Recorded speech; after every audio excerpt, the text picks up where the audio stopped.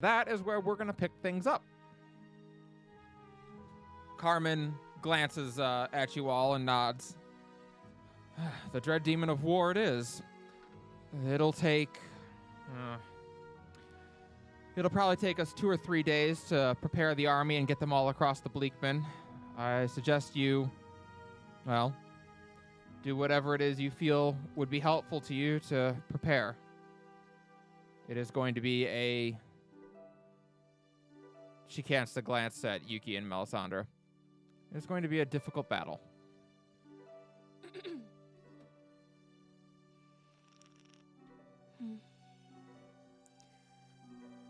Difficult, but necessary, I'm afraid. It is the battle that I put this whole resistance together for. The other dread demons, I don't think we will need an army for, much less do I think we could get an army to them. But this one, if you are to have a chance, you will need one. Well, we'll have to make it count. I don't need to tell you that there won't be a second chance. We know. There won't be for much of this. Too true. Take the day. By tomorrow, we'll be able to set out, and we should be able to arrive just about the time that they are getting prepared. Very well. She nods. And she glances over at Yuki and Melisandre. I need to speak with both of you. And she motions them off. Is there anything that we need to prepare for ourselves? I'm ready. Can't really think of much. All right. And Whispers, you have the day to yourself. What would you like to do with it? Check out the local eats, maybe. See what Yelp says. Oh. Yelp says your options are limited. Crazy. Let's see. Yeah, I don't think Varis has anything special he wants to do. He might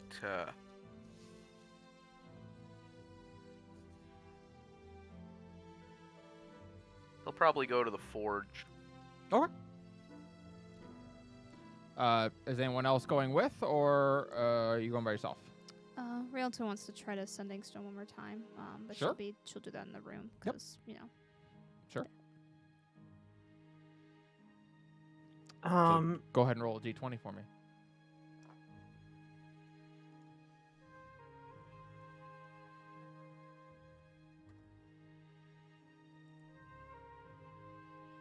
Okay.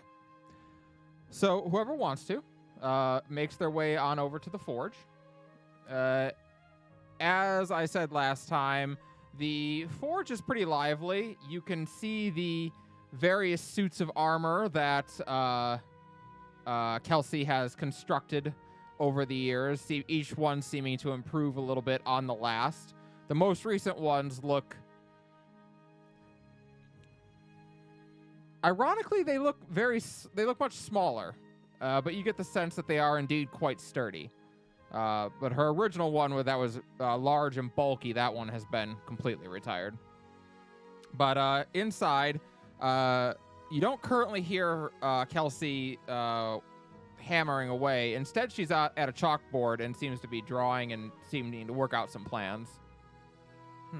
Yes.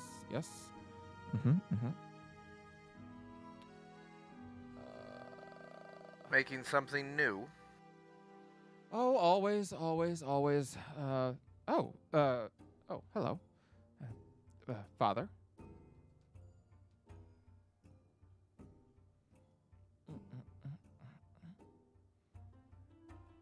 It's a, well, if it works, it'll let people fly.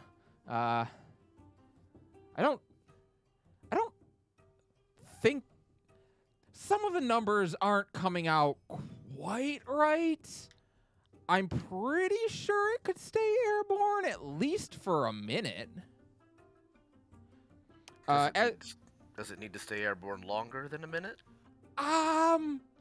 yes. Ideally, I think people are going to want it to stay airborne for longer than a minute. Varis, as you look at this design drawing that she has going on, it looks like a boat. A large boat. Only coming out the top of it are 3 pillars, and instead of sails being on them like you would expect, they have large pieces of metal that the drawing indicates are supposed to rotate.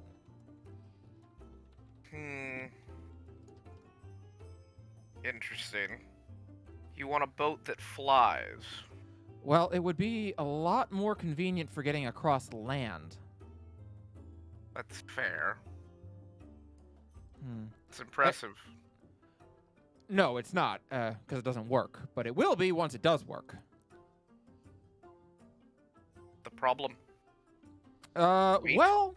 Well, weight being one of them. Weight is certainly a concern. Also, the amount of fuel that I need to carry on it is also proposing a weight problem. I need to find a way to make it need less fuel or make the fuel lighter. And both of those are proving to be complicated.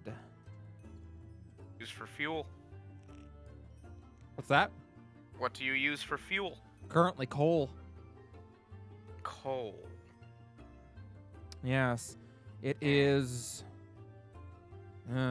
not exactly convenient to store lots of it, but it's getting there. I will figure out something. I've been recently trying to use some old elven techniques that I have been reading about. It's actually the same technique that goes into your shield that I made.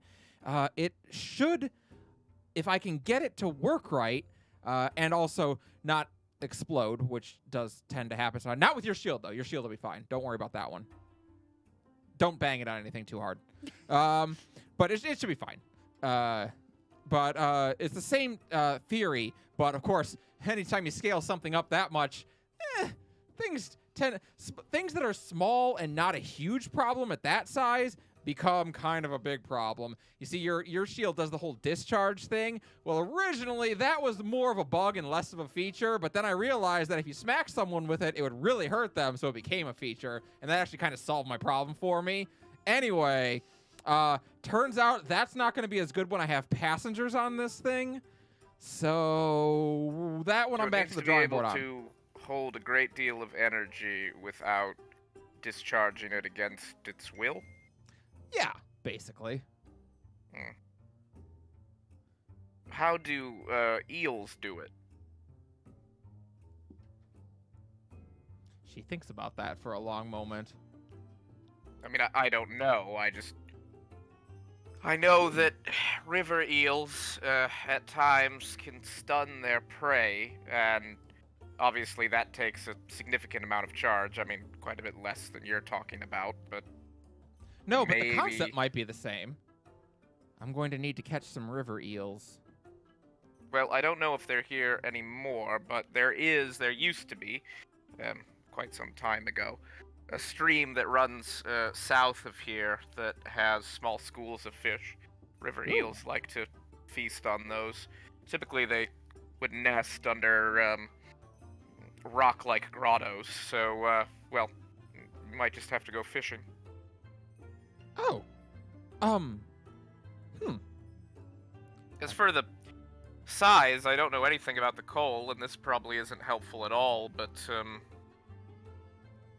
well, you know, the first knight of the order was called the Sea Griffin. Obviously, he flew on his griffin, and the boat stayed in the water, but what always fascinated me about the creatures is that they're absolutely massive in size and large enough to carry passengers. Which really doesn't fit with flying, but as far as I know, they don't use magic for locomotion, so, I don't know. Maybe there's something in their design. I mean, certainly they're not a boat. I'm probably not making any sense, but, well, I just know they're relatively heavy, and they can fly with passengers, so... She actually seems quite fascinated as she's thinking about that. I have found solutions to my problems in nature more often than I'm happy to admit. But, I mean, the whole premise of Siltech is the merger of nature and technology, so I don't see why not. I'm going to have to go fishing. I could, have you ever made a fishing rod before?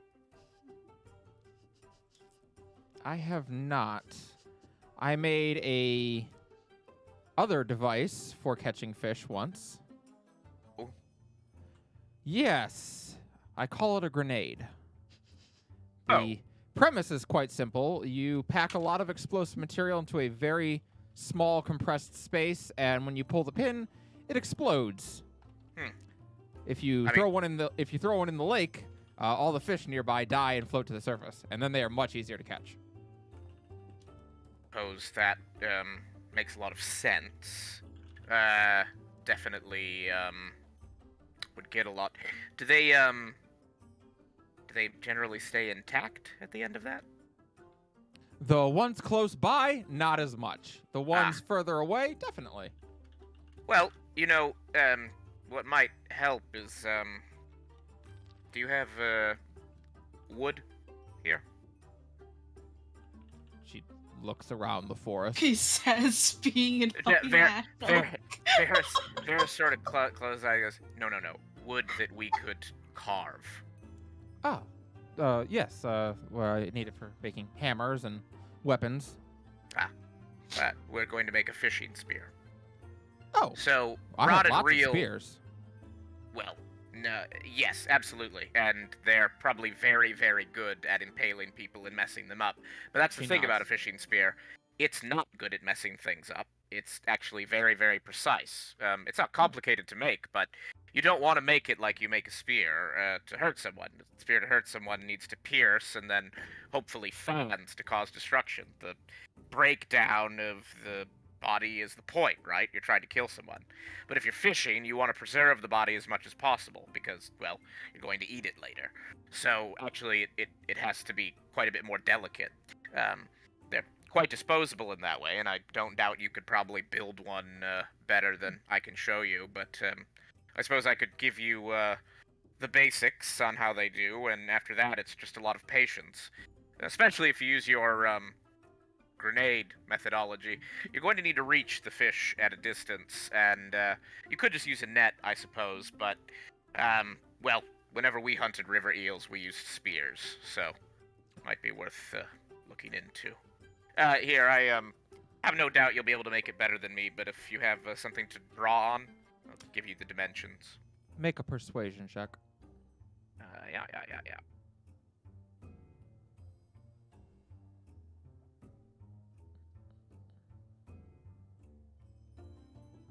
That was almost a natural one.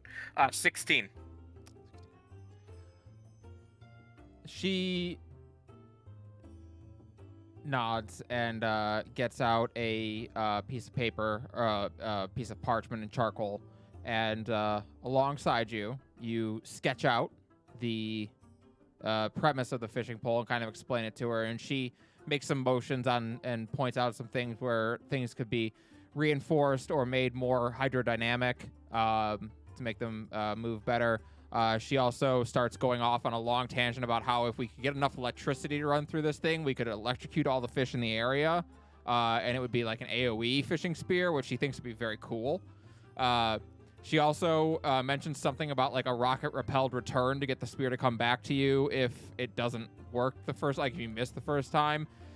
Neither of which seem particularly like what you're aiming for with this particular piece, but you do appreciate her enthusiasm and her never-ending desire, it would seem, to improve things. But the two of you spend some time this afternoon and together craft a fishing spear. I think Varis probably is a little... He listens rather raptly while she explains things. Probably doesn't say very much. But I think he struggles the most with writing it down and drawing it. Mm-hmm. But once they're able to get their hands on it and actually like he can show her like his master showed him, sort of hands-on, just orally and not writing it down, probably is where he shines the most. I would imagine if she was watching his drawing, she probably quite a few times went, "Okay, so you don't draw a lot." So you That's don't. what I'm finding. You don't do this frequently, then. But I think once he had his hands on the rod, LOL, and a carving knife. Probably he was pretty deft with it. It's getting to be nightfall by the time you finish. And she kind of glances at you as she looks at the rod. And then she walks over, or sorry, the spear, and puts it on the wall and then looks at you and says, when you come back, maybe you could show me how to throw it properly. I'd like that. I bet you would have some great ideas on how to modernize the technique. She seems to pause for a moment, and you can see a lot of conflict in her. Go ahead and make an insight check. Sure.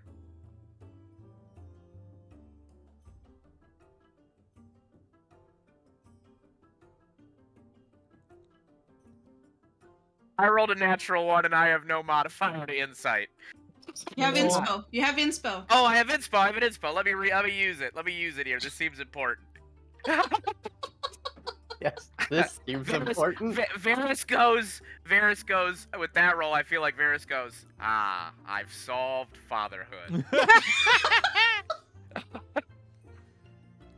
Perfect. Now let me try again. Much better. 18.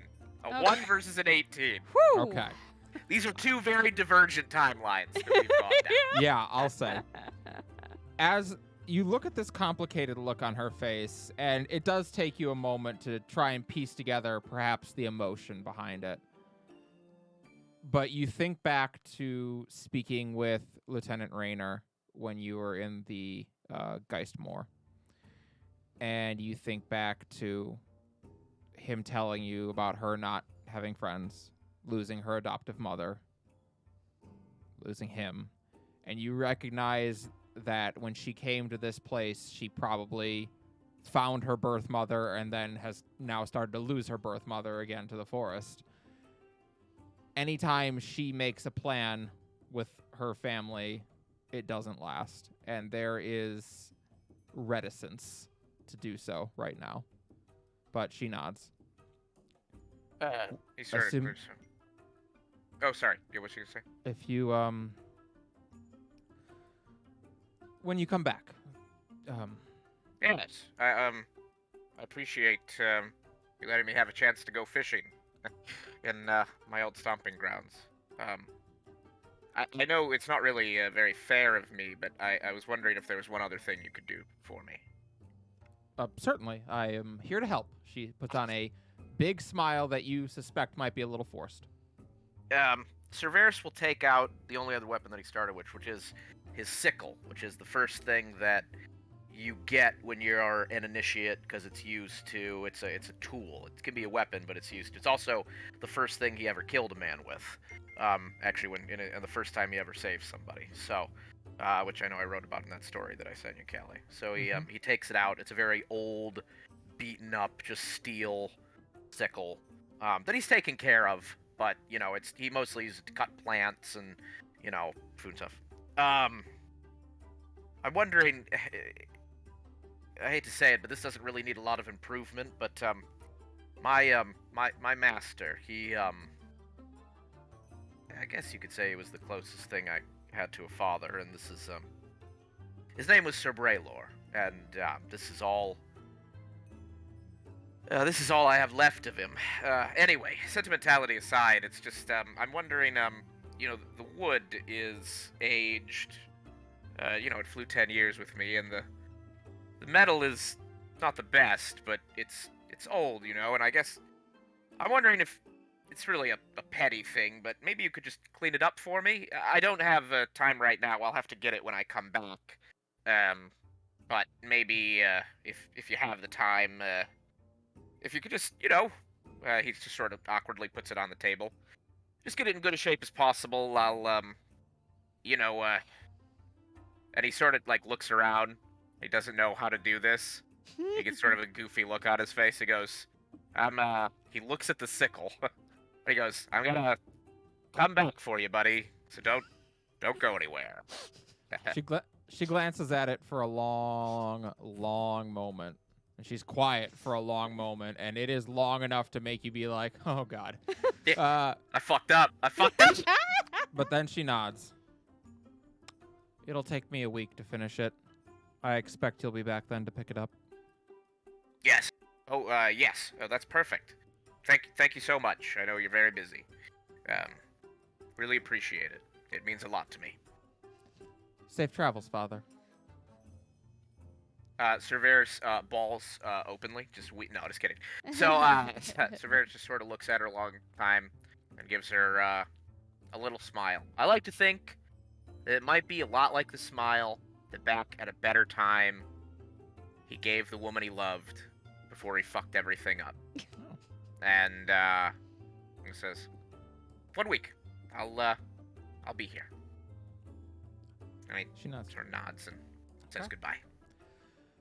Realta, you go back up to your room and attempt to use the sending stone twice, and it do not seem to be working very well. It is as Carmen said, the ability to use sending magic in this era is interfered with.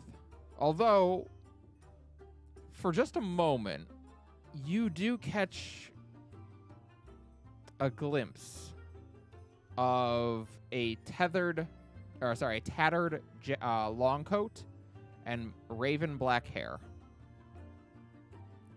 Oh, that's weird. I wrote something I was gonna do, but I forgot there's something else I wanted to do first. Okay.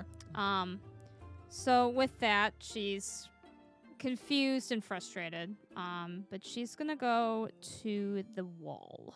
The wall. Okay. So you make your way to the memorial wall. All right. What would you like to do with the wall? She remembers that the wall that had the spot that had her brother and sister-in-law Mm-hmm. had their wedding rings. Mhm. So she thinks for a moment and she's going to approach Martine's slot. Of course. You go to it. It does indeed read on the front Martine Sunvale. Specifically, it says General Martine Sunvale. And it is just beneath the space of Onredo Suki. She hesitates for a moment before opening it. You do open it. Inside, you find a couple of things. One of them is a bracelet that you recognize. It is the one that he gave to Yuki. The other thing in it you also recognize. It is his sending stone that paired with yours. She's gonna pick the sending stone up Mm-hmm. and grimaces a bit, but takes it. You have a third sending stone. This one is less good. This one doesn't let Yeah. you do the person communication, but you could send a message with it. You could try. I could try. I will tell you that will work better than your version of the sending stone. All right, she's gonna take it, and I guess might as well try using it. D20. DC is lower, though, I will tell you that. I got an 11. What's your message? It's going to say, Martine, if you hear this, it's Realta. I've returned.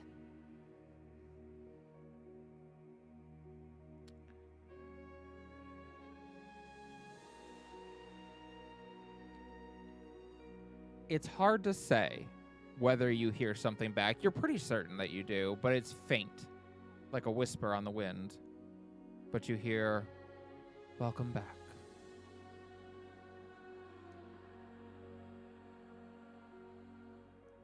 That's it. That's it. She also starts with the ground, but she doesn't. She's got more composure than that. But Yes, pulling your own Rosalind. at this point, it's not even the sending stone. He's choosing not to use all 25 words. That's on him. I would say he chose to use 2 Exactly. if he responded to you. You're not certain that he did, but you think you heard it. I mean, it might have been a fart, to be honest. You don't. she's gonna put it. Yuki's still busy, right? She's with Carmen. Carmen pulled her aside to talk to her, but since then, you've seen Yuki and Melisandre. They both left. Yeah. Okay. They're around. All right. You can well, go find her if you wanted to. Yeah, I'd look for her if that's okay. You're able to locate Yuki over by the temple. There are not very many temples left in the world now. Well, that's not true. There's actually plenty of temples left, but only to one goddess. Most of them are to Scala. However, you find yourself in front of one of the remaining temples of Laki. As you wander around Ashok, you can't help but notice the distinct lack of temples to anyone else. But the answer is all too apparent. Worshipping most gods or goddesses now would only serve to empower Dia Scala, who has consumed them. And so, in Ashok, there is only one. It's more of a shrine than anything, a simple wooden obelisk carved into a young tree. An offering bowl is at its base, and there are a series of fronds and ferns layered across the ground to allow a dry spot to sit. Still, this basic temple to Laki is well tended to and cared for. You do not recognize the priest who is presiding there, though he is a halfling man in his late 50s. He's got blonde hair that has begun to turn silver, and he's speaking with Yuki as you arrive. As you arrive, Yuki turns. Realta. Oh, if I'm interrupting something, I can come back another time. Not at all. Thank you, Father Andoran. I will go. I need to go speak with my friend. And he nods. And Of course. you've actually met him once before. Okay. And she comes over to approach you, and nods. Do you have everything you need? I believe so. We're just, I think, taking the day. You'll be staying here? Yes, it is. I asked to come with, but as Miss Carmen reminded me and Melisandre, it is not our place. It is for the best, given what we are facing. But I understand the inclination. Of course. It is, we will have our own quests to undertake with you. When you all make your way out to face Selena, I will accompany you, and Melisandre will go with you when you make your way to attempt to find Evelyn. Right. I attempted to contact your brother. I am sorry. Well, I discovered he must have left this, and she'll show him the sending stone. She nods. He did. It was, I told him that you would return one day, that I had seen it. And she looks a little morose. It's okay. What did he say? That he would not have you see what he has become. He asked me to have you mourn him here. He wanted me to believe he was dead. I think he would have preferred that, yes. I told him I wouldn't. And that was the last time we ever spoke. Well, I appreciate it, given that I would not have the last thing I know of him to be a lie. You would be hard-pressed to get much else from my brother. What has he become? We only hear whispers and rumors now. It's hard to get information across the continent, but we know that overseers are hunting him constantly. Whatever he is doing, he is making himself a thorn in Scala's side, as he set out to do. He doesn't attack us, and doesn't seem to do anything that would impede our operations or goals here. He just has nothing to do with us. It's almost like he's trying to live out his days as harsh as possible. He is doing what he feels he must, which is all he has ever done. To be a villain. Sometimes. I attempted to use his stone, since mine is a different sort of communication. I thought I heard him speak, but it wasn't much. I don't know. Your bracelet, though, is in there as well. She winces and looks at you.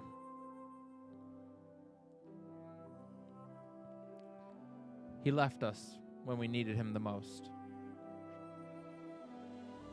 My brother is dead. I mourn him just as I do my mother. And so I left the bracelet that he gave to me. I see. Whatever that is out there wreaking havoc on Scala, it's not him. I'm sorry, Yuki. Why should you be sorry? It is no less than anyone else deals with nowadays. It's still pain. She nods.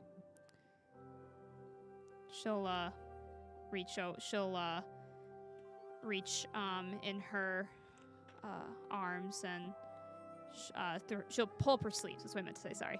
She's gonna pull up her sleeves and say, "I'm still keeping this." And it's the bracelet that, the charm bracelet that she had given Realta. She smiles at that and nods. I am glad. It is... I suppose it would still be in very good condition. It's relatively new still. She pulls up her sleeves and shows hers that matches. Hers looks significantly older. Mm-hmm. I kept mine too. Good. We are to, I think, set off in the morning. Yes. Are there more duties that you have to do here? Always. But if there was something you needed, I could make time. Not needed, I suppose, but I was, well, if you need some time away, I was offering if you wanted to get a meal or a walk. No, thank you. I have much to do still. Much and more, as always. Sorry. Sir Varis, no. That's how it's happening here. She'll nod. I wanted to say, I imagine Laki must be the only goddess that you can safely garner power from, so it is true. She's alive somehow. It would seem so. She still offers me her blessings, and I can still do my magic. It appears as such, yes. Interesting. My understanding is that she has been imprisoned, but she is still on Serene. So, yes. She has not been separated from us as so many of the other gods and goddesses have. And there's been no change in intensity? Not that I have noticed. That is interesting. A good thing, but interesting. Indeed. Can others be taught as you have? I do still teach clerics when I can. I have 3 that are currently learning from me. In Moon Bay, we were never allowed to have more than 1, but, well, strange times. Of course.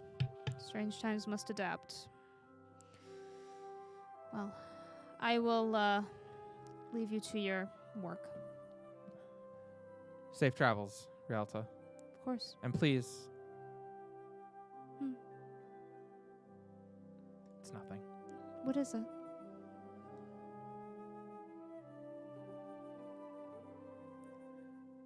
Do your best. I always do.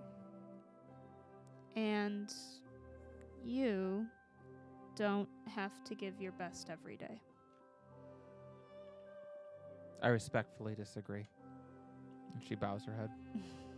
She'll nod and know that she's not winning that argument today. And take off. Sunveil through and through. Oh, shit. Yes, she is. More than Family she would trauma, ever admit. Yo. Yo. Okay. Did Your any mom was like Master Yoda. um She was. So that evening, you are all gathering back together at the inn and getting something to eat. Raj is sitting on the stage and is just gently performing, playing his lute that evening. It's a nice, peaceful sound. Dinner is a elk stew, and it is very, very, very good.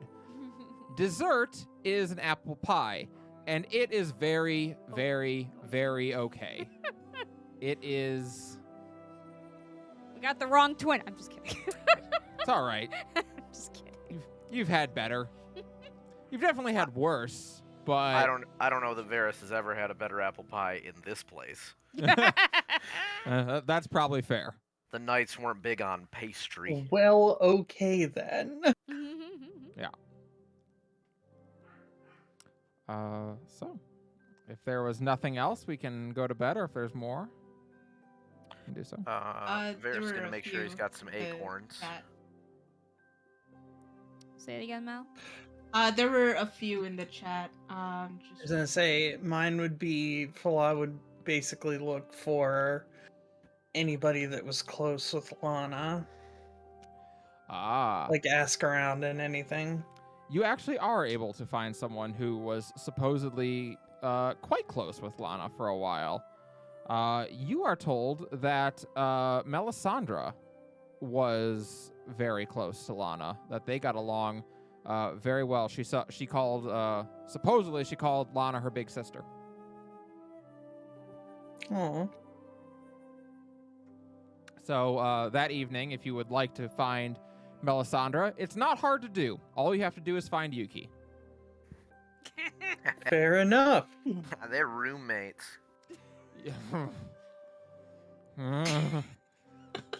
Melisandre would certainly like for that to be the case. Oh.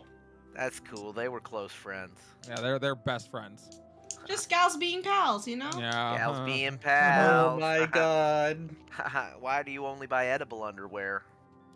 So, you are able to find Yuki. She's in the hospital and is currently helping to tend to some patients.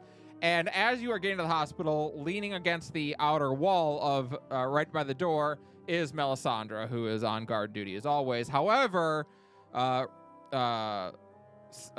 Sapphire, Celeste Folknir does not allow knives inside the hospital, which she thinks is bullshit. So she has to wait outside.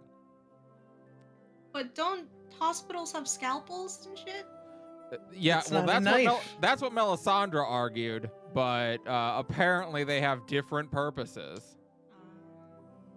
So, It depends. also apparently Melisandres aren't disinfected, whatever that means. That's Disinfected, sanitized. probably true.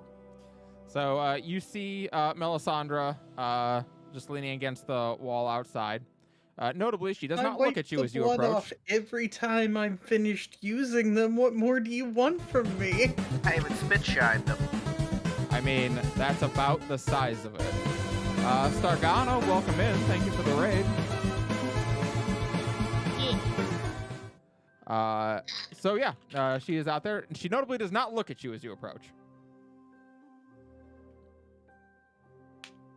I'll sort of stand beside her, trying to sort of adopt a same like tone stance. Like if she's real relaxed, I'll be real relaxed, or tense. She definitely seems pretty relaxed, but she doesn't seem to notice that you're doing the same thing, mainly because her eyes are covered. Fair enough. I do know that you're there. Can I help you with something?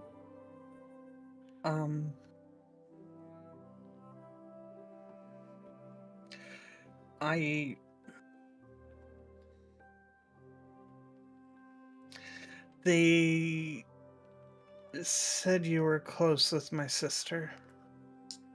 Your sister? What's her name? Lana now? Oh, Sis Lana. It's interesting. I don't see any family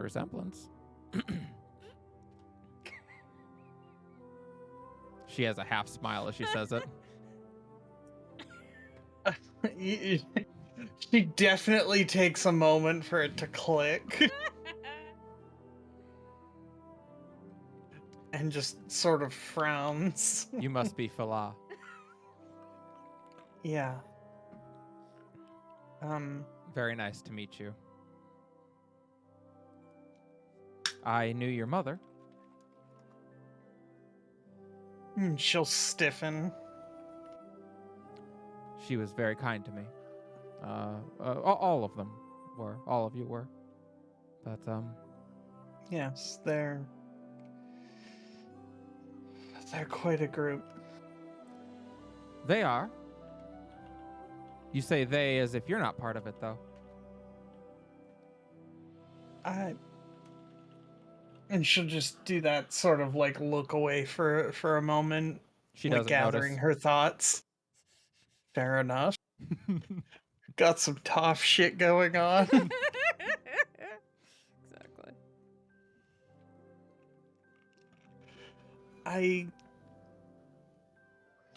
It just feels weird. I've never felt part like this. You've never felt. Did you say hurt like this? Part of something. Yeah. I get that. My mother started organizing this resistance when I was 8. I started training the following year. Started going on my own missions when I was 13. And even today, I don't really feel part of it, and I'm a whisper in silence. And she's just sort of nodding along with it. I pretty much the same. When I got to Stone's Throw and was adopted in by Jessie Silver, she definitely cared. I would never say she didn't.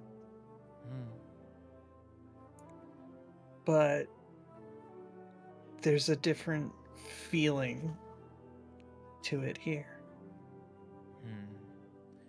The things that Jessie had to do perhaps not nullified her caring, but it cast things in a different light. It was almost like, for as much as she cared, that at the end of the day, I was simply one more plate that was being spun. The most precious, perhaps, but there were others if something happened. And you don't feel that way now.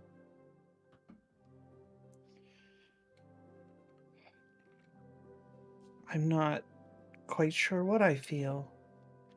I've had a bit of a difficult week. She nods. I can't even imagine. Well, I suppose to an extent I can. I watched Lana have a similar week. I guess not watched, but I experienced it with her.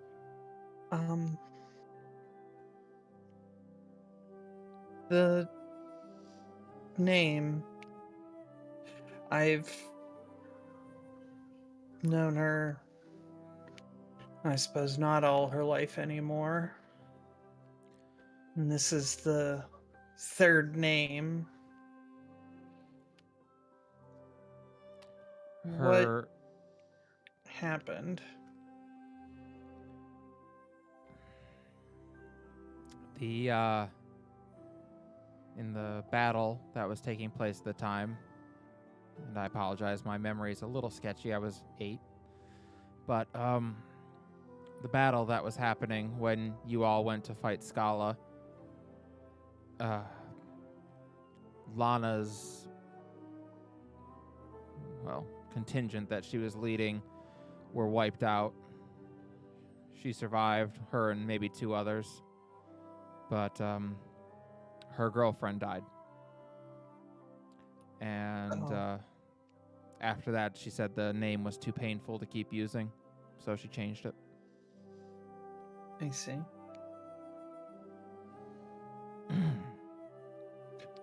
Then And word reached shortly late after that you'd all disappeared and that your mother had died. And she shut down for a long time. Carmen took her in. At that point, Carmen was basically collecting strays. And took her a couple years before she started coming back to us. And when she did, she was determined to make sure that the world was ready for you all when you got back. And that's what she's been doing ever since. from what you've all said, it seems like you've done as good a job as can be expected. We've done what we were able to do. There isn't as much opportunity as we would like for there to be, but, well, it is what it is. When you go, piece of advice to you, Yes. don't think of them as people.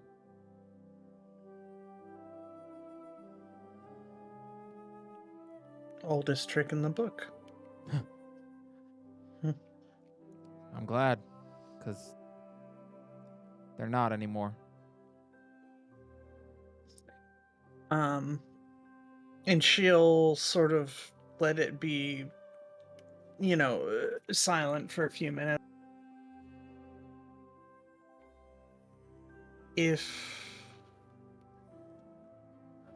I were to give you a letter for my sister, and she were to appear while we were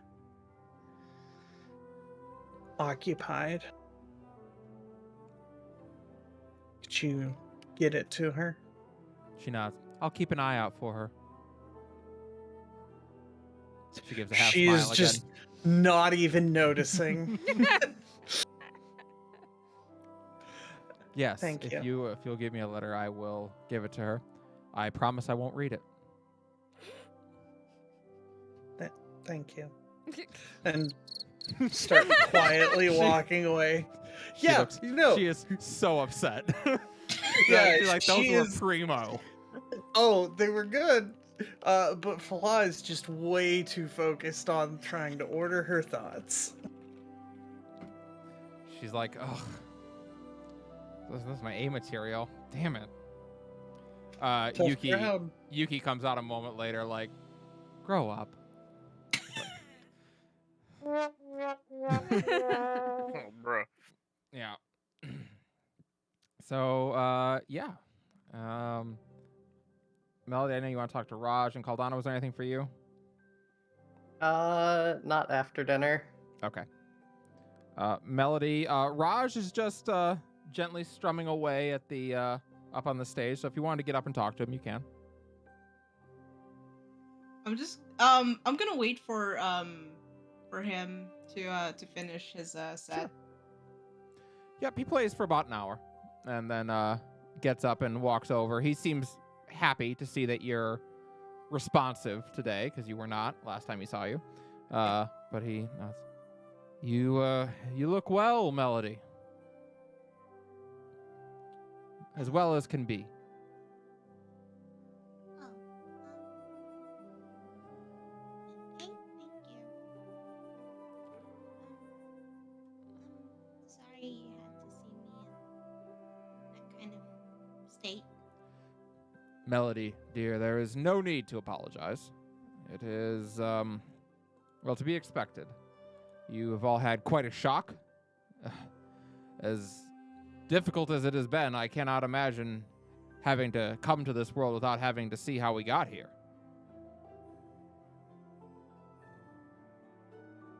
It was honestly more the fact that a lot happened very fast and very quick, and there wasn't a lot of time to really process it outside of. And she kind of like gestures to her entire body. Yeah. Of course. It is, well. It has been a lot very quickly, but take it from me when I say we are very happy to have you here. It has been, well, if you all hadn't come back, if the prophecy had not been true, I think that probably would have been it. I don't think we'd be okay.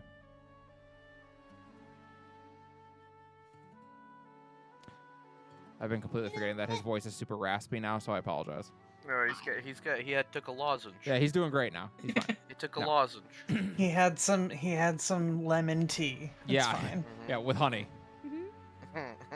And she And a kind regeneration potion. of like, Yeah. and she kind of maybe that too. She kind of pulls out the guitar and goes, I got this today. I don't know what that is. and she's just gonna do like a quick riff on it, quick strum. And before Oh. she knows it, she's actually starting to channel all that emotion. It's less sad, less melancholic, and more frustrated. There is an anger in those riffs. There is a kind of impatience in them, and as she kind of like mellows out, she kind of like blinks and goes, So I don't really know what that was, but I liked Kelsi's thing for it. So I'm taking it and I'm calling it rock music. Rock music. I like it. I think the elderly here will hate it. But it is. Oh, I still have. and she kind of rummages through her pack and pulls out Dragon Song. Still a lute. I still Oh, have this to play with it, and I still have my other lute, my flute, and something that goes to somewhere. He chuckles. Oh, Melody, it does my heart good to see you again. All of you.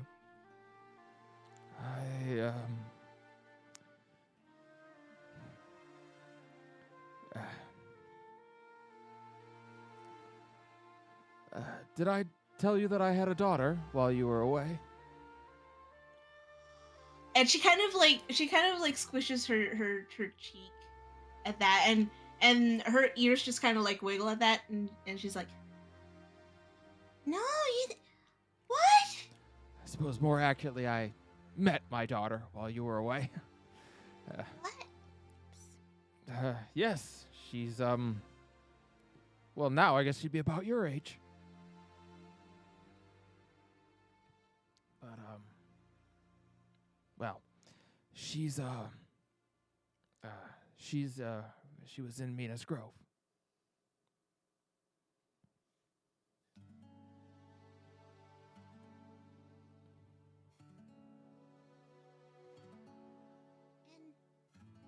So, what happened? What's her name? Her name's Sifu. Not certain where she is at the moment. Seafood. But she was friends with Melisandre when they were kids. I believe I believe she is operating in the resistance underground there.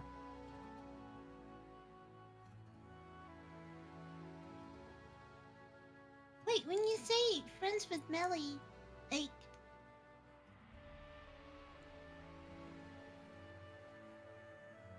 I mean, they were friends.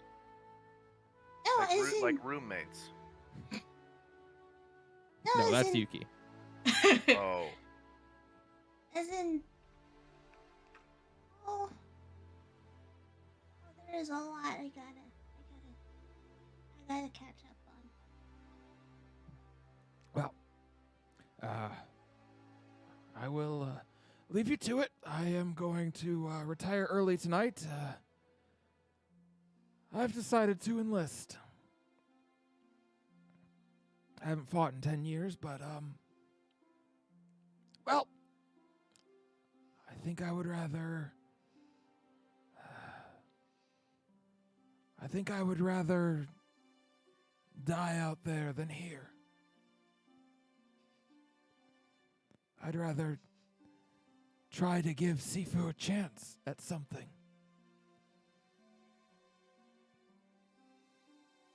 And Melody's just kind of like taking a pause at that. There's a lot of conflicting emotions that just flash through her face before she kind of like takes puts both of her claws on his shoulders, not very hard given how fucking tall she is, and just kind of like gives it a gentle squeeze and looks at him in the eye and goes, Take it from someone who just lost a parent.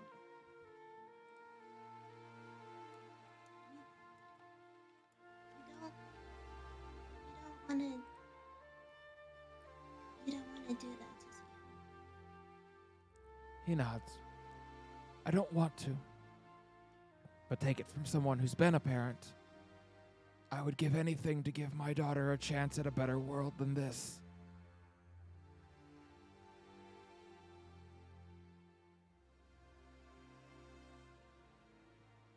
And he hugs Melody tightly. That he said, returns it. that said, you are looking at the fourth best fencer in the city of Lockheed's Landing. And I do not intend to die. You better not. I was kind of thinking of starting a troupe type of thing. This Well, I rock very much look forward to performing. I think I'll be lead vocals if you don't mind. Oh, of course. And Then there's other instruments that I could ask Kelsi Oh, about. And we could also do percussions and stuff. I like that idea. I look forward to the day that we get to launch our troupe. I think Raj and the Ravenettes. We're just gonna kind of band it together. And there's like a light bulb flicker. Not even like a light bulb turns on, like a little flicker, and she goes, Band. Yeah. I like that. But, well, I kind of wanted to, well, before you go, I kind of wanted your opinion on something. But of course, I've been known to give my opinion on many things. Sometimes not what I'm asked. So, I'm kind of new to this territory. and she kind of like fidgets at that. And over the past few days, well, weeks really, I've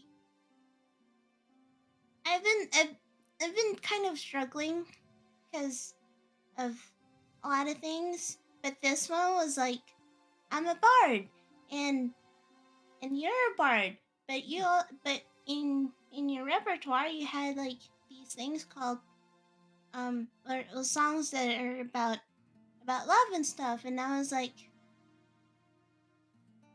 I'm a bard, but I don't have any of those.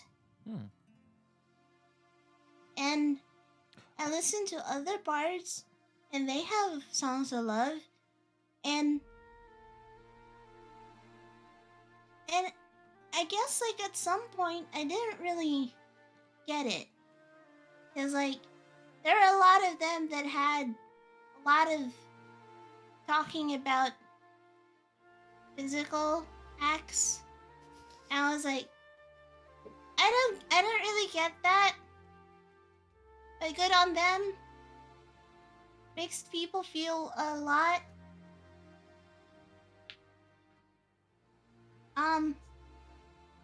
But then I started to listen about the more emotional kinds of love and stuff.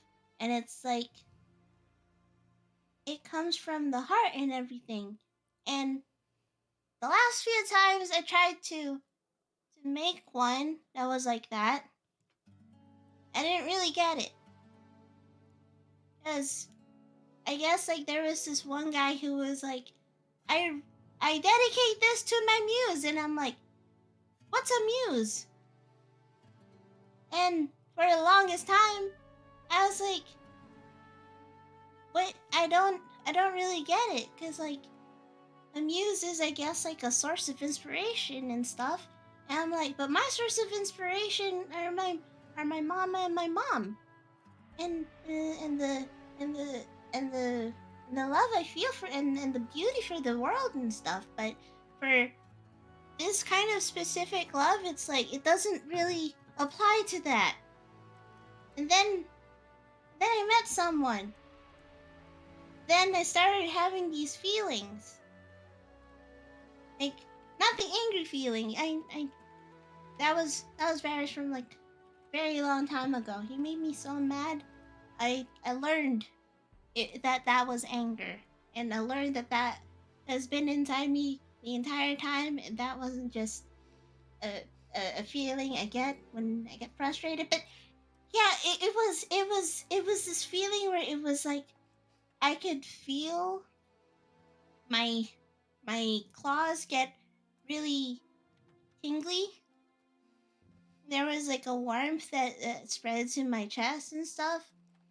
And sometimes I couldn't think straight.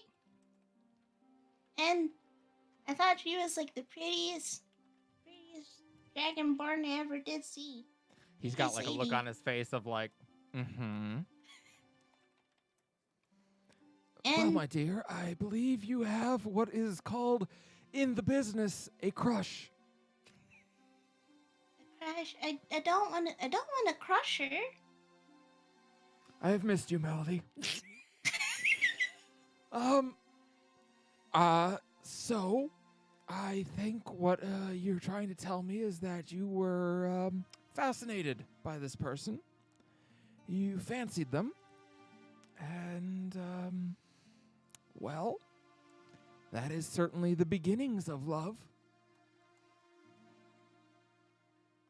Oh, so that's it, right? Like I'm and like there's like a sparkle in her eyes. Like I'm in love. Only you know.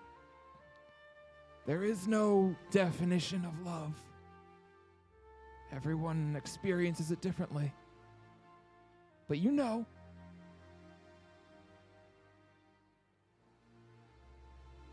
Yeah, and this is the kind of love where it's like it's different from my love for the whispers, for the world, for my mom.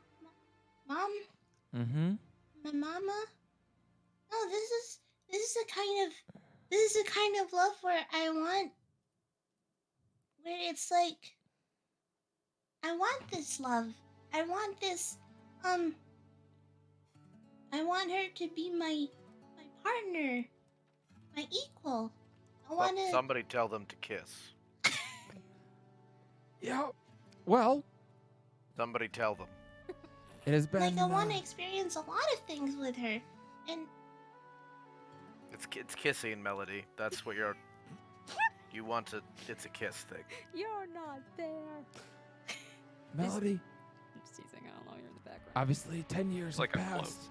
I don't know what will be different between the two of you, if anything, I'm probably going to kiss. but cherish it. The good and the bad of everything that happens. And know that whether it turns out beautiful or painful, whether it ends with your heart breaking into so small a piece it could be passed through the eye of a needle, Okay, let's be a little more optimistic, Raj. Jesus Christ. Jesus Christ. or know that whether you find that she is your one and only, it will inspire a truly beautiful song. And you, like the other bards, will have a song to sing. 10 years have passed. They have. But I have no doubt this person will be very excited to see you again.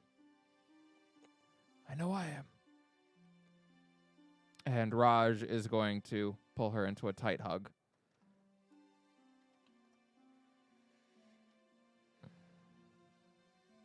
You come back alive, okay? That is the plan. And he's going to head on upstairs to get some sleep. Before he, can I say one thing to Raj before he goes? You may. Okay. Raj, as he's taking off, I'm gonna just walk up to him. Lord Thanks. Varis. Well, that's pretty awesome. All right. I extend my hand. I extend my hand to him. Raj, I couldn't help it over here. I just wanted to tell you. I grasp his hand. I go, I know we've always been rivals. I didn't like you, and you didn't like me. I mean, damn, we near well hated each other, but I want you to know that I feel for you. And I honor your sacrifice, and I know what it means to find a daughter you didn't know you had, and just know that she means the world to you. So I would say Godspeed, but the gods really suck right now, and so just wanted to tell you, like, I forgive you. You forgive me. Yeah. You're not going to give the speech tomorrow before the battle, are you? Well, I actually have a feat called Inspiring Leader, so I can spend 10 minutes to give bonus HP. You should get a so... refund on that. What? You think so? Raj, are you going? All right. Well, good night then. We walked Good night. fast. Okay. And He as can really move. as Raja passes Melody, she just kind of has like the sage nod and just goes, I told ya. So night comes and you all find rest. And in the morning, indeed, you can see a number of people. As you are all getting up, there's a number of people who are already up. Most of them have begun to don green armor. It's a mixture of plate and chain. It's very well-made armor. And it is mostly green with accents of like gray cloth on it. And they have set out early. Carmen is waiting for you all. Yuki and Melisandre are there. Perception checks. Yeah. For everybody? Yeah, I'd say so. Oh, it's on. "Nat 20." Nice. 29. Here comes my 16. perception. Let's 8. go. 11. It almost went nat 1 again. Hey, this digital die is bullshit. It is weighted. Thing is egg-shaped. So, Carmen nods, glancing at them from before looking over to you all. Good morning. We will be setting out on a different path than the soldiers. They're heading to the west of Loreleis Meet, where they'll be reconvening in the southern Godgrass Forest to finish gathering. We're going to head towards Loreleis Meet to try to speak with Correl Redmane, and it'll give me a chance to bring you all up to speed on what it is like to be in town in this era. She nods to Melisandre and Yuki. You two both have your orders, and anyone who rolled over a 15, I would say you can tell that the awkwardness between the three of them, for Yuki and Melisandre, they don't think they're going to see Carmen again.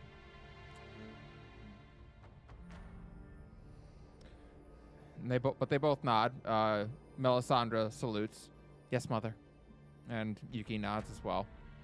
I will do my part. And Carmen nods. I know you both will. And she takes Melisandre aside for a moment to hug her. And then nods to you all. Shall we? Let us go. While we're walking, I will spend 10 minutes inspiring everybody so that we all get 17 HP. Everyone gets 17 temporary hit points. Yeah. You're inspired. I tell And you. extremely inspired. I tell you All about. very inspired. I tell you about the great story of two longtime rivals putting aside their differences Oh boy. to battle Yeah. Diascala. And that if Raj and I can look past that deep-seated fire in our bellies to win the day, then I know that our army can Or too. wherever the fire is. I don't know that Fly even knows who Raj is. She's probably like, No, She what's sure going the on? fuck doesn't. I think Falah's like, what?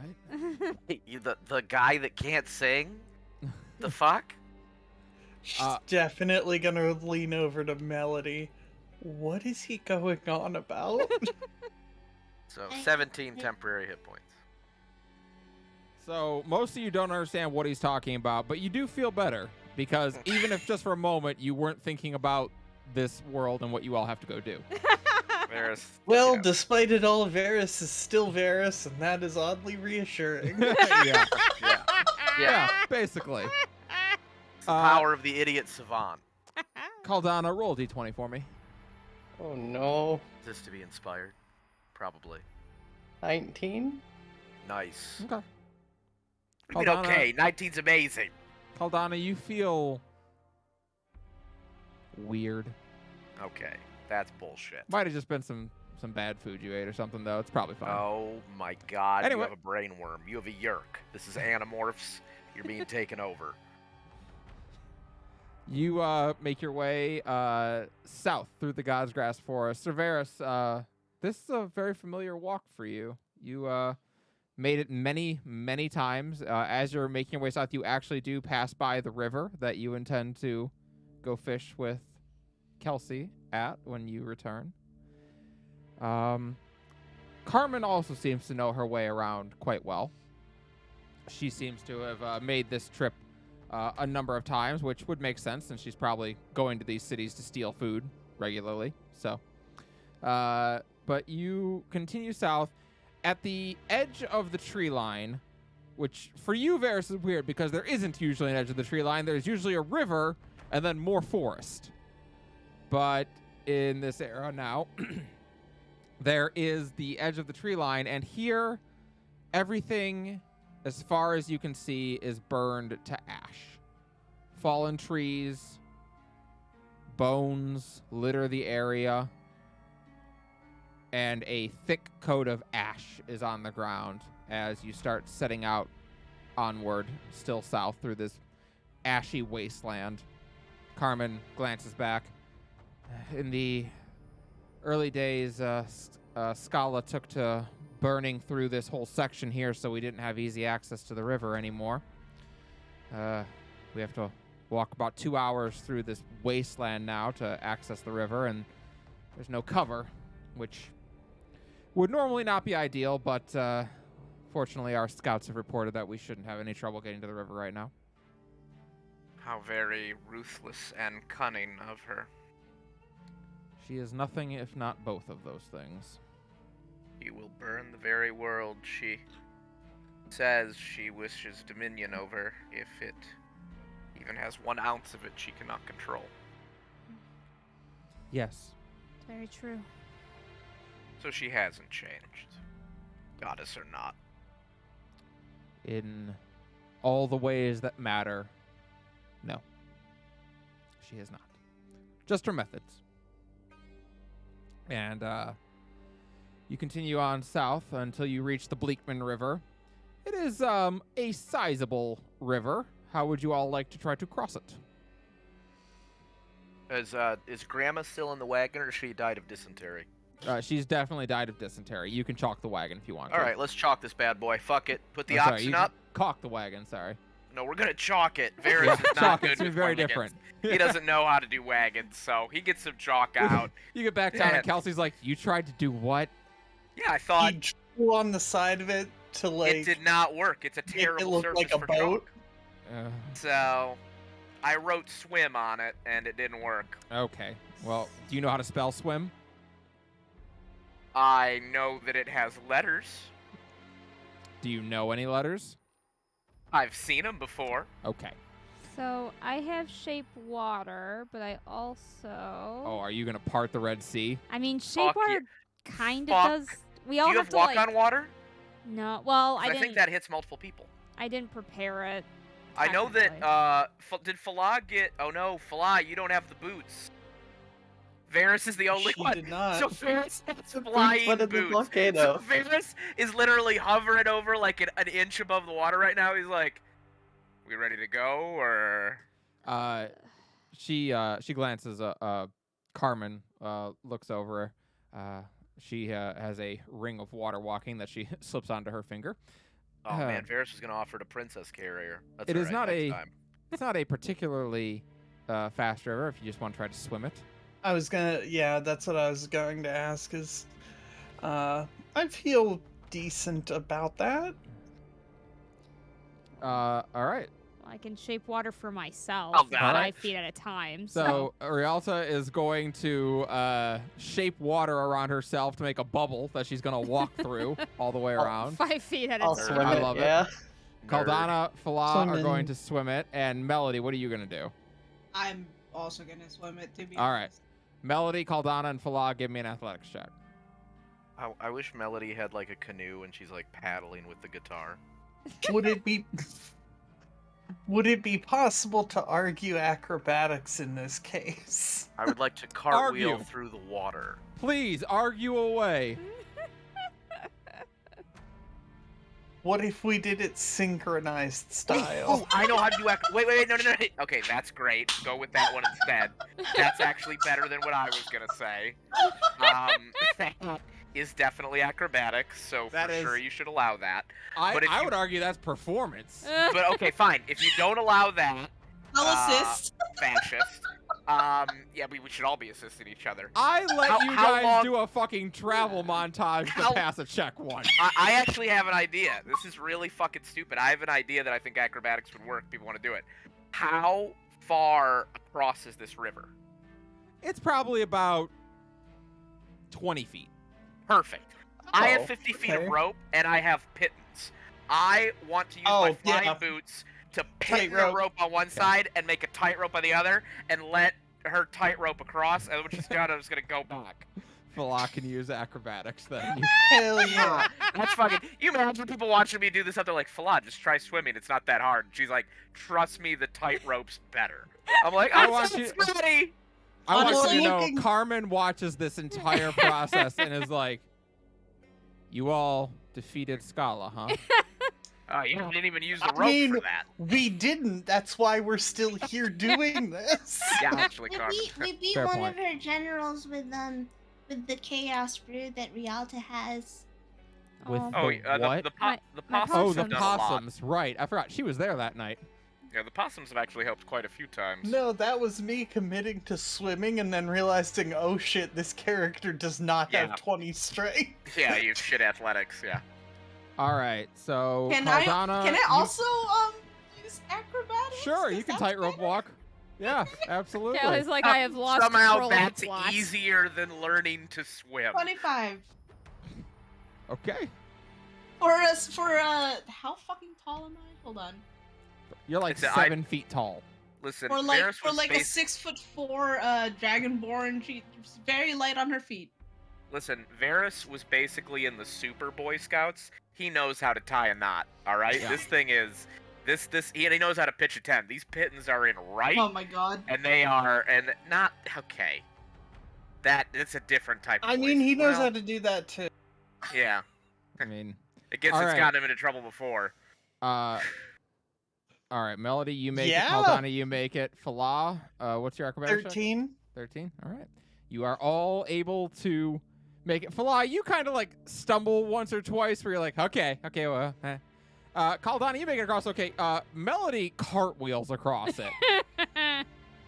I mean, that's fair. Technically, I'm only on like day 3 of being detoxed from mind control, so Yeah, it's been. Melody has I a spring rolled in a- her step, and it's because of love. I rolled a 4 on the dice. Oh, I'll use an inspo. Second roll's a goddamn 3. I'll just keep Are my you shape water, thanks. proficient in acrobatics? Flaws, yes. Well, you She's can got you can roll a 10 at minimum. You're above level 12. Yeah, She's got a 5. +9. I know, but if you're Wait, a level are 10 we- rogue, you're the minimum number you can roll on the die is a 10 for a proficient skill, right? True. I don't know. That might be true. What? You're saying it's an ability of the rogue? Sounds right. That sounds like some Oh. rogue Probably bullshit. true. Yeah, you're D&D right. Oh, 5e yeah, rogue. Let so me that check. would be It a is 19. Yeah, there you go. no. I've reliable just, talent. Yeah, 11th level is what it is. But yeah, you have Reliable reliable talent. talent at 11th level. I've Yep. not. You know, I don't the- play as many games at this high level. I forgot that's a thing a pure rogue can do. That's great. Yep. Yeah, no, that's I what I was forgot gonna too, say. it's Is been a the minute. only other rogue I've played was Awesome. 3 and cannot do that. Awesome DM. I mean, my favorite. I just want to say that before I ask this of you. Does that mean that Falah could take back that inspo that she spent? That's actually what I was about to ask. Yes, I would say so. 'Cause And this is why, and honestly, I've said this a couple times, and I know we're on stream here. I hate to derail, but this is honestly why I think you're better than some of those critical role hacks. You know what I mean? Because you just sort of like, and I don't want to like derail from it, but honestly, No. Matt, if you're watching, Get your take shit some fucking together. notes, maybe. Matt, if you're watching, don't listen to a word they fucking said, but please put a trans character in your campaign. Yes. Anyway. Also, leave a comment and maybe raid. Please like and subscribe. Yeah, I can't wait. Use your Twitch Yeah. Prime, motherfucker. Weirdly, I don't think he tunes into the stream. Well, that's his loss. I I did was get gonna his say, signature watch as somehow combo. this winds its way through a weird game of telephone back. Yeah. Can I tell you right now, if me being the biggest idiot on the planet, somehow gets a comment in here from him actually being like, "Hey guys, I'm probably you'll never see me again because it's not gonna get better than that. It's not gonna." Yeah. I'll be like, Oh, "Well, God, that's my nothing biggest there. accomplishment.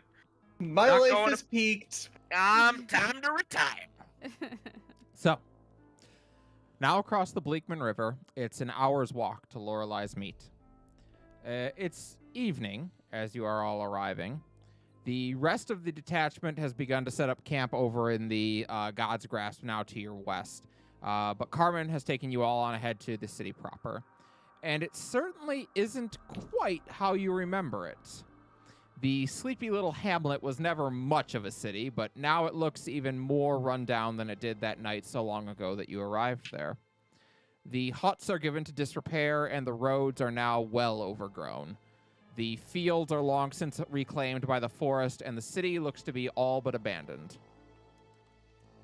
About 100 yards from the edge of the city, Carmen ducks down behind a brick wall and kind of motions for you all to approach over with her. I ducked Yeah. down with Yeah. All right. Do so. Mm-hmm. So she nods and kind of peeks over the top for a moment.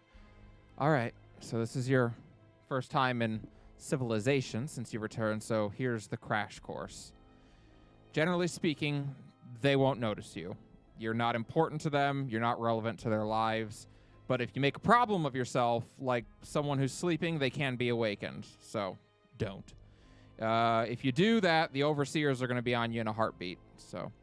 she points over to the northern end of town and has you all kind of peer over the top of the wall. There stands a tall individual in golden armor, with long white resplendent eagle's wings extending out of their back. They wield a long spear that glows a beautiful golden color, and on their hip is a sword. She nods. Overseers are Diascala's enforcers, sent to ensure that her faithful are not bothered. They absolutely can see you, and if they do, you'd best be ready to fight. Actually, you'd best be ready to run, because they can be a pain to take down. They're no joke. One of them nearly killed Melisandre last year before she was able to escape. I see. Any, beyond their keen sight, any detection practices we should be aware of, magical or otherwise? They'll see through invisibility spells. We learned that the hard way. I see. I imagine. Do they have sight cones like in a video game? They don't see out of the back of their head. You can sneak around the city. We do often. All right. But indeed, now that you're able to get a better look at the city itself, there are still people milling about despite its abandoned appearance, but they don't interact with one another. They do seem to be speaking, but to no one in particular. Their eyes all glow a bright gold, and they walk as if they do not see what is around them. Why don't they rebuild the city, make a civilization? They're just pondering. They think they have what they want. Indeed, the price of Diascala's gift. Your memories and your ability to perceive the world as it is. They wander around in a paradise of their own making, given anything they could possibly want. They never starve, they never age, they never get sick, and never question that anything is even wrong. This is what we fight against. They live in an endless illusion. They live in a dream that never ends. Is that the army we're fighting? No. No, they don't often do much. If you awaken them from their dream, they'll summon the Overseer, or the Overseer will claim them. One or the other. But them? You can't kill an Overseer, at least we've never found a way to. When they die, they inhabit one of those beings. If that happens, the person is gone. Don't question it. Even if the Overseer leaves their body later, their consciousness is destroyed. Slowly growing horrified look. Yes. The army that we'll be facing is undead. The Red Lady is the only one who keeps an army, of course, nowadays, but she is the Dread Demon of War. It's her purview. And all the living are busy living a dream, so... Indeed. Who wants to be in war forever? And when we are gone, they will be all that is left. Living their dream. Let's get to it then, shall we? Indeed. Agreed. I will warn you that if you wake them, many would much rather their dreams be real than this world. And they're willing to look the other way to make sure it happens. Now it makes sense why she doesn't rebuild anything real. She doesn't have to. Not only that, it ensures that when they wake up, everything they see around them is all the more traumatic. If you erupted from a dream to at least a semblance of a surviving society, there may be a chance you'd at least attempt to investigate it. However imperfect, but this is... despair. Left right at your doorstep. Wake up and you're guaranteed to only suffer. You understand. Well, like I said, cunning, insidious, very smart, very terrible. And not different in any way that matters. No. All right, stay low to the ground. I need everyone to make a group stealth check as we are going to try to sneak into town. Cool. Am I walking behind Carmen? Yeah, she's going to lead you all in. Is she thick? She got that butt. Nice, dog. Nice. 15? One sec, I gotta make a... Ironic. Ooh, I don't have my mithril armor anymore, so I make stealth checks at disadvantage.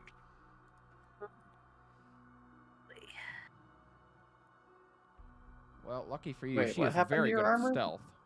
Well, my old shield made my plate armor mithril, which means so now I I have forgot regular it affected plate your armor. Yeah. All right. Well, Carmen mean, got a which is fine. 33 on her stealth roll. What's the button that makes it disadvantage? Because it doesn't seem. Control or shift, I think. Yeah, Shift well, I know is it's one of them. I advantage. just Control should be disadvantage. got you. Okay, thank you. Oh no, it's just not letting me roll. Hold on. Sorry. Okay, motherfucker. Roll the. Okay. I'm gonna just roll it twice and take the lower. Yeah, that's fine. I don't know why the button's not working. 12. Sorry. 12. Okay. Well, she rolled a 13 on her perception. So She might see me looking at her butt. a couple things are going to happen here. One, you guys do make the stealth check to not get caught on your way into town. That's good. And also, as you're walking along, Varis, you hear Carmen say, "Enjoying the view." It's fine. You'd be far from the first. Tactical. Rough city. Doesn't he still owe her a dinner? Just He certainly does. Ferris sort of looks around. He goes, "I mean, the only nice thing to look at, so you'll have to forgive me." She smiles at that. You are forgiven. Oh my god. He nods. She leads you towards the Flounder Pounder, although not on the main road. She takes you around the back ways. And he takes us to the back door of the Flounder Pounder. Not to the I back would door, like to log off. to the cellar door, actually. Okay. The cellar door is built into the ground and, of course, leads down into the basement. And she kneels down, unlocks it, and opens it before ushering you all down. In the damp cellar underneath the Flounder Pounder, amid the ruined casks and moldy sacks of flour, there is a table with a map on it. A simple oil lantern is the only light in this place, and it illuminates the form of Correl Redmane, the red-haired dwarf that you haven't seen since your time in Mina's Reach.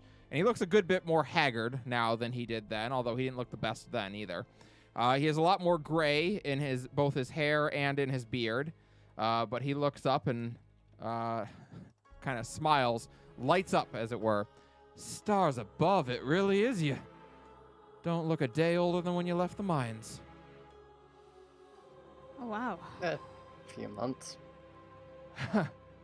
He looks to Carmen. So it's true then what your ward said. And Carmen nods. The prophecy was true. Well, this is very exciting then. Welcome back. Thank you for your help with the mines, although I guess it was more recent for you than it was for me. Indeed. So, is there a contingent that's just been living here? Oh, well, we keep a few people in most towns. We can't keep very many here because it's small, but this is a good place for scouting, so we keep 4 or 5 of us here to keep an eye on the roads. We knew eventually we'd have to march an army, and we don't want to march into a trap on the road. Of course. And Carmen nods. To that end, are the roads clear, Correl? He nods. For the most part, yes. Some scouts. The Red Lady's likely to know you're coming, but, well, she was always going to know you were coming. We don't see anything that should serve as a trap, though. You'll be able to fight her at Mina's Grove. Well, I'm not much for battle planning, but what is she, what are her tactics usually? Overwhelm? Not so much. She does not need to overwhelm. She has an unlimited supply of soldiers, and she knows we do not. Everyone we lose, we can never replace. And makes her stronger. Indeed. Anyone we lose, she gets. Her soldiers don't need to sleep. They don't need to rest. They don't need to eat. They don't require supply lines. She wins by attrition. It's not glamorous, but it's effective. So what do we do? We don't give her enough time to win by attrition. Where are they? Her main host is camped out outside of Mina's grove. And Carmen actually glanced over. Outside? He nods. Yeah, the last month or so, they've been camping outside the city. Can't say why. Interesting. Well, that makes our job a little bit more complicated. Why do they bother having a camp if they're zombies? They're undead, but they still function like people. On instinct, anyway. They set themselves aside somewhere. They don't just lay on the ground. They can stave off decay through keeping themselves out of the elements. Even as skeletons, they can continue to fight, but they're more effective as, well, when they have flesh still. The trick will be the Red Lady herself stays inside Mina's grove. So either you're going to have to punch through her lines, punch through the wall, and then go get her, or draw her out. I wonder if our presence would be enough to draw her out. Carmen nods. I hope so. You would also make us a target, though. It would. We were always going to be a target. This battle will be won or lost in a day. If it goes more than a day, it's over anyways. And just because we draw her out with our presence doesn't mean all of us have to. We can still use strategy. There can still be those hiding. She's a prideful creature, and she may respond to a challenge. I can't promise that she will or she won't. I don't know. You think she will from me? That's sort of my thought. It is difficult to say. Carmen walks over to the map and points. The army that I have assembled and brought here is here for one purpose. It can't win this fight. It's here to punch a hole and buy you a chance to kill her. That is what we're here to do. And that is what everyone who serves in that army knows we are here to do.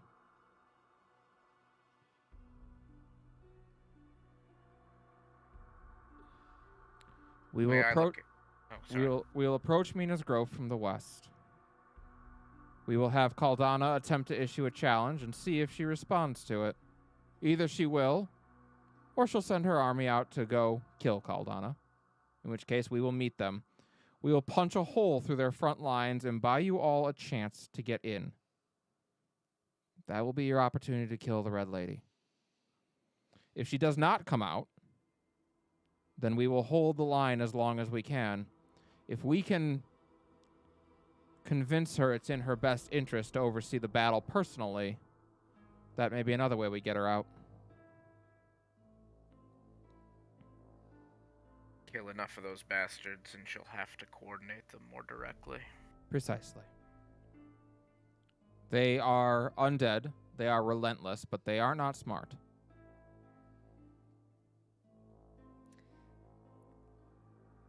If they are undead, can we lead them to a trap? Perhaps. They have no reason to follow us. Well, if they want to strike at you, wouldn't they have to? They don't need to strike at us. Like everything else, time is against us. Every day that passes, our army will get weaker and older. That's true. But the Red Lady's a creature of war and battle. And I could see her in the same way and the same reason she has encampments set up. I could see her acting in a methodology similar to a normal army. You pursue your target because, well, you need to. she's sort of playing at war here and hasn't had a chance to have a real confrontation in some time. What if we played along to a certain extent? You have slain dread demons before. I am liable to take your word for it. What did you have in mind? I think our first step is to send not a champion, but someone to parley, to give terms and time. You can still strike with surprise, even if your enemy knows that you're going to strike. We have someone parley. I'll do it. I'll speak on Keldana's behalf in the offer of the champion. If she chooses not to take it or eliminate me, well, that's just the way it is. But I'll ride in on a peace banner nonetheless. If she chooses not to, I will tell her we wish to meet her in the field of battle, in the morn, right before dawn, when the sun and the moon intermingle. And, well, it will be a hard-won fight, because we won't even have the element of surprise, but what we will have is an opportunity to punch through the line. And I think once we make a big enough dent, I would suggest your people retreat, Commander. Pull as many as they can with them. One of two things will happen. Either those undead will behave as you think and turn around and slaughter us, or they will behave as an army and chase the retreating enemy. Either way, we're on a tight time limit, so if they try to butcher us and we still get a chance to kill the dread demon, then it, And if well, they we'll follow, see. you can collapse on their flanks. Exactly.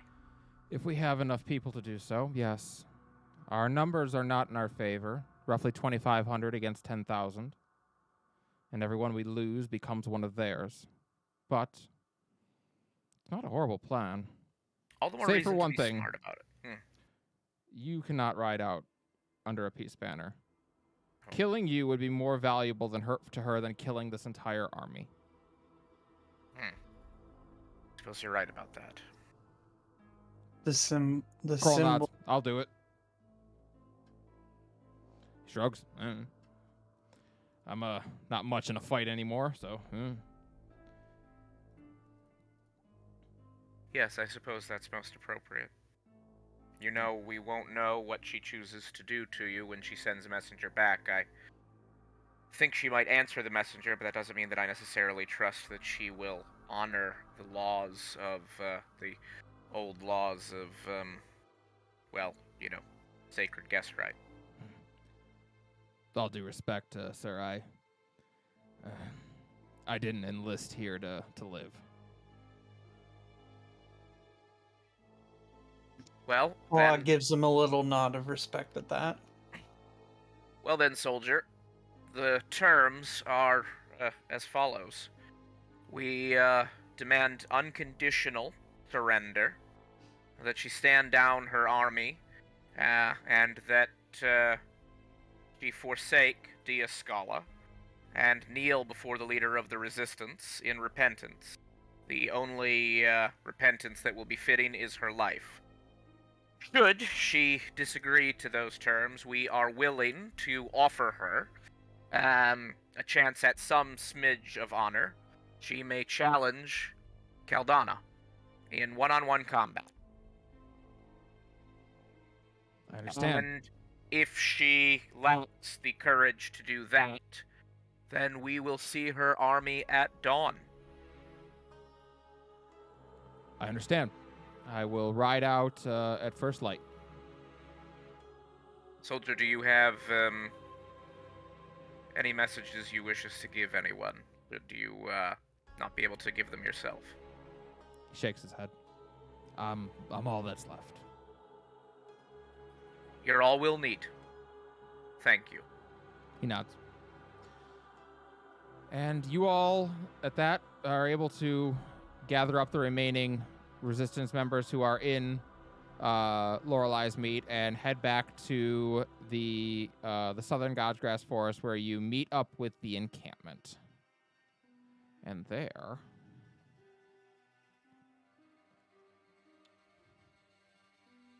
You walk along. It's a relatively quiet walk back as you're all processing.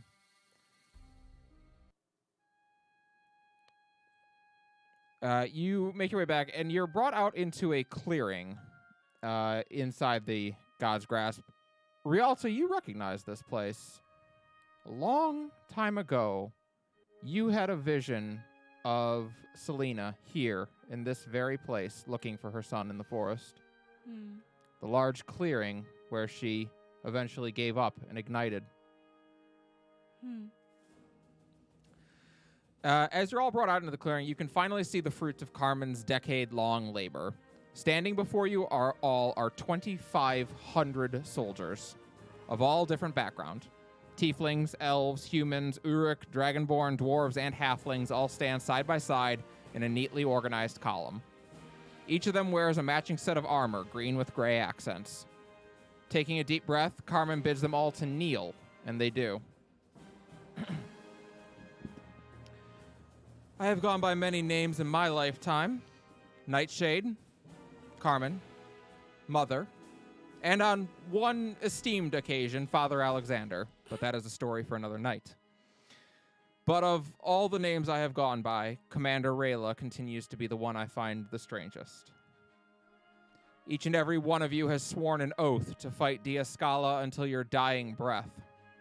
And I am here today to tell you that it is finally time to put your oaths to the test.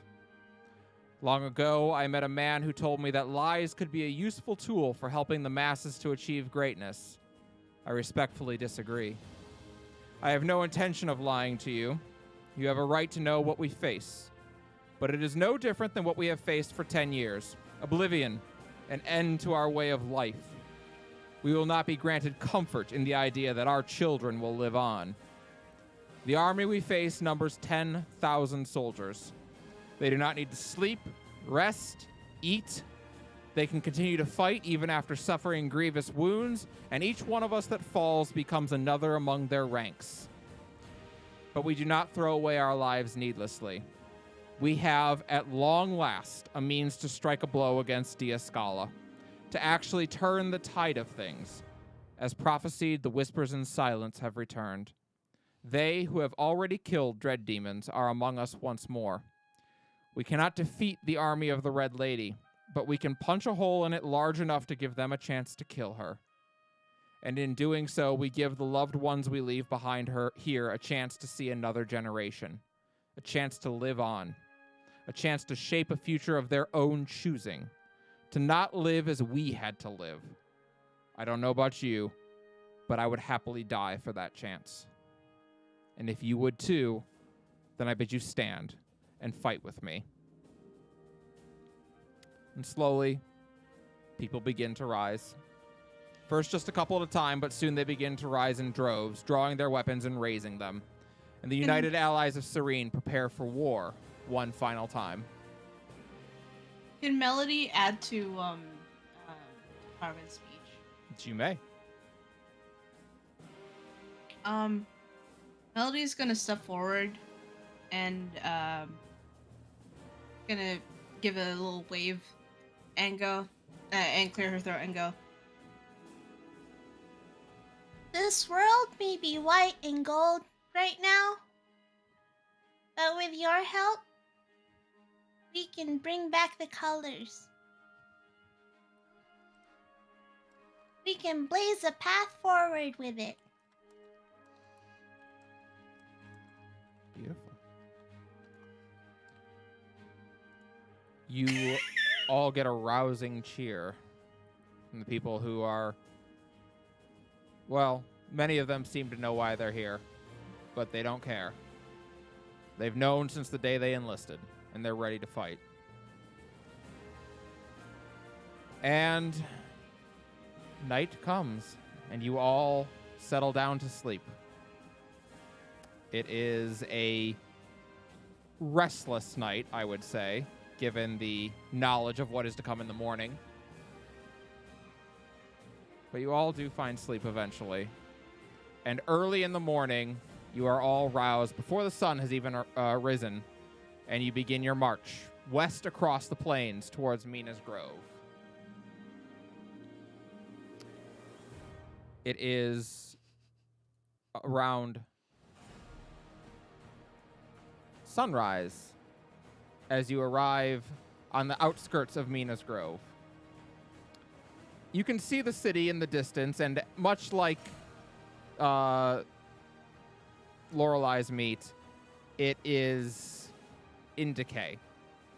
It is a city that is being reclaimed by nature a bit at a time.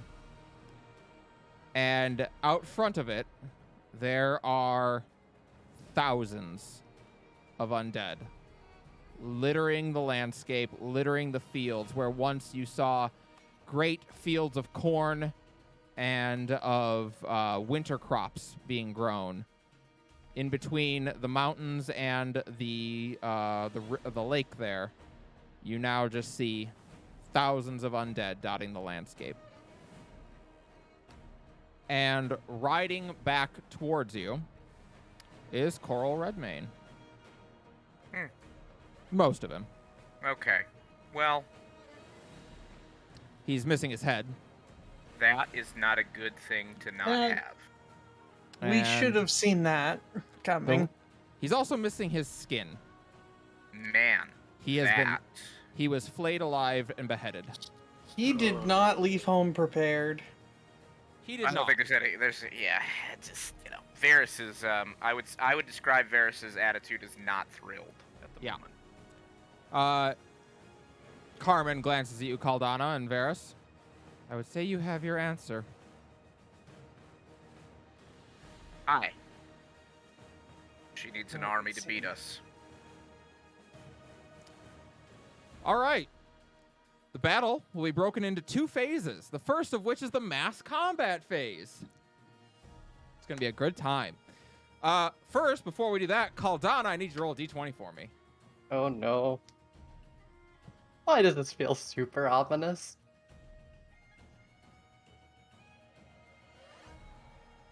Four. You don't feel sick. That's not the word for it. Okay. You don't feel like you either, though. Something feels really wrong. You're not even sure if it's bad, but it's not right. So the battle begins, and here's how the battle is going to work. The battle is going to take place over the course of 5 rounds.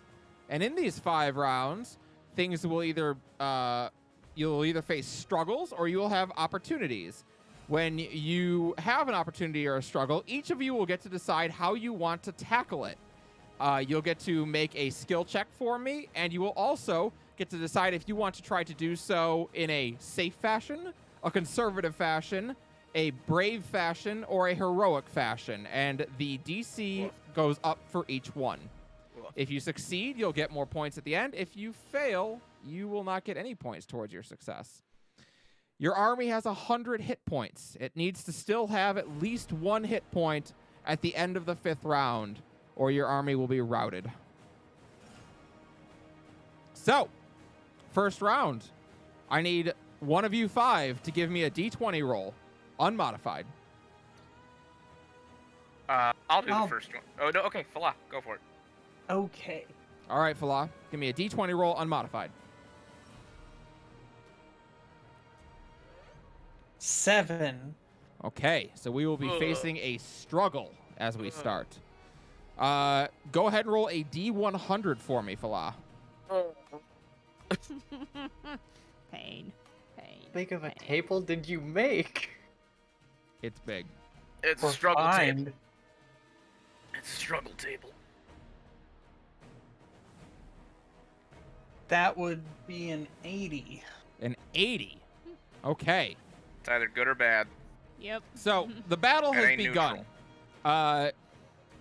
They are attempting to utilize your strategy, but before they can even do so, they need to basically let the lines meet and figure out where the flanks are going to fall. The undead army has obviously a much larger army, and they are attempting to outflank you, which would be Yeah. problematic, but of course that's what they're Encircle. doing. Yeah, they're attempting to encircle you effectively. Well, we're gonna in-square them. Aha. So the first struggle that you roll is a counter-offensive. The undead have launched a counterattack to try and repel your right flank. So you are informed of this by Carmen. How would you all like to assist with the counteroffensive that is now going underway? This is a skill check. Is this all of us, or is this just Philosophy? Each of you gets to do something. Each of you. I have a spell that might help. Okay. It's called Wrath of Nature. Okay, what does Wrath of Nature do? Well, I call it to the spirits of nature, and I can do a couple of things. Okay. The grass and undergrowth is difficult terrain for my enemies. Okay. At the start of each of the turns, any enemies within 10 feet of a tree must succeed a dex saving throw or take 46 slashing damage. All right. And on the end of each of my turns, a creature of my choice on the ground must succeed a strength saving throw or they get restrained. Okay. So what I'm going to have you do is I'm going to have you make Also get hit by rocks. for yours, I'm going to have you make you a spell attack roll. 'Kay. I need you to tell me, though, do you want to do this safely, conservatively, bravely, or heroically? Spell attack's plus 11, so it's pretty good. So I'll do the one below brave. I'm sorry, the one below heroic. Is Okay, so it's bravely. It is bravely. Okay, Bravely. so it is bravely. That is a, go ahead and roll your spell attack roll. Okay. If you want to spend inspiration, you are allowed to on these. You cannot on the D100 roll or the D20 roll, but you can on these. I'm just going to pretend I'm doing Guiding Bolt just because it's the same. That makes sense. attack roll. I am spinning it as well. 23. Nice. That is enough. So, That's good. you, as this counteroffensive is starting up, actually, we'll go through our ones, and then I'll do them all together. Caldana, how do you want to help the counteroffensive, or help repel this counteroffensive? How? I guess I'm struggling to see, like, so martial characters, is it like I would have to get there to do something, or I can do something here Don't to worry try about to... getting there. No, don't worry Okay. about getting there. You can assume you're there. You can assume you're here doing something. If you want to help, like, with the logistics of it, you can. Whatever you want to do is just a skill check. I keep thinking intimidation, but I don't think I can intimidate zombies. You know, You can can absolutely go intimidation. Yeah, I mean, I was gonna try something similar, but maybe you could do it. You might be better at intimidating. Like, maybe intimidation could be used to, like, draw their attention. Like, be Yeah. such a big Mhm. threat that you could... Like a taunt. Yeah. Exactly, yeah. And if Yeah. we're doing it that way, can I argue for strength intimidation instead of charisma? Come at Yeah. me, Zombro. I would say strength intimidation is fine. Do you want to do this safely, conservatively, bravely, or heroically?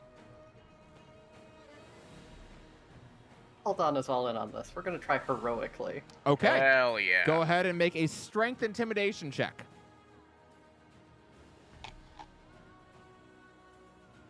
28. 28 is 19 enough. on the die. So, Realta, by the way, remember, you earned 3d6. Caldana, you earned 4d6. Don't forget those. Melody, what do you do to aid in the counteroffensive? I'm gonna try and inspire the troops, like rally the troops with a very lively Absolutely. Give me a performance check. And do you want to do this conservatively, safely, bravely, or heroically?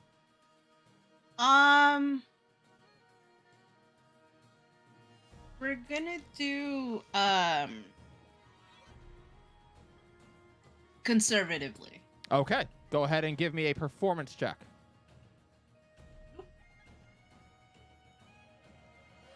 Good call. That is enough. That earns 2d6. Remember those. Remember your 2d6. Sir Varis, what would you like to do?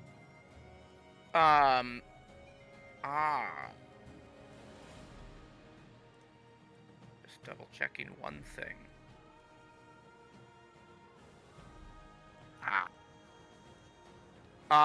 Is everything an undead? Are there any fiends?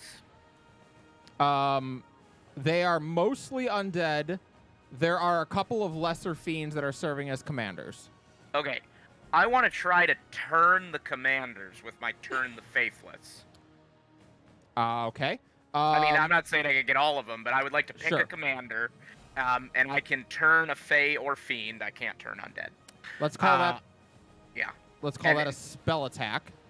Sure, I can do that. I mean, And- yeah, I guess they wouldn't have a Wisdom save, right? Yeah, 'Cause it's I can't normally make 17. a save. So I need to know: Sure. are you trying to do this safely, conservatively, bravely, or heroically?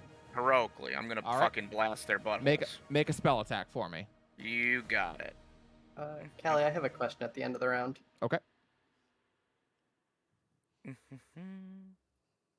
Sorry, I just need to grab a spell that I can make a spell attack with. All right, cool. I get +9 on it.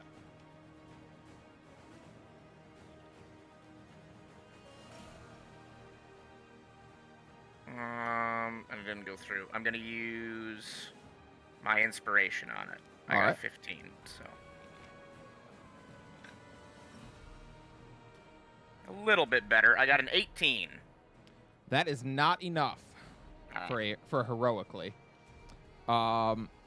So okay, and so no d6 for you, and then Falah, how do you want to help? Okay, so let's get the obvious question out of the way. This is just a mass horde. There's no, like, It's a sort big of old officer equivalent or anything like that. It's a big old chunk. I mean, there is an officer leading them for sure, but it's a big old chunk of zombies. Oh, there's an officer leading. Those are Probably. the fiends. Yeah, it's a fiend, but there's like it's a field commander. Let's eliminate him You want to try to assassinate the field commander? on that flank, yeah. All right, so I'm gonna have you do it as an attack roll, and I need to know if you are trying to do so bravely, or I'm sorry, safely, conservatively, bravely, or heroically.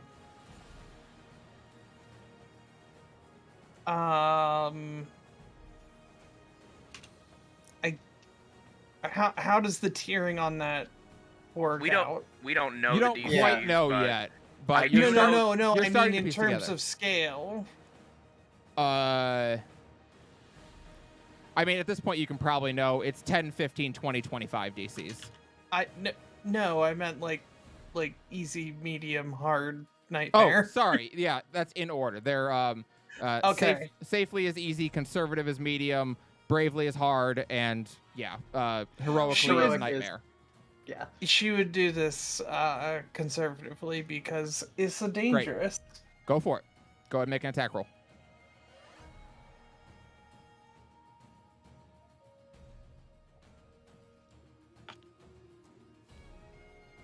$16. Perfect. That is enough for conservatively. So that's 2d6.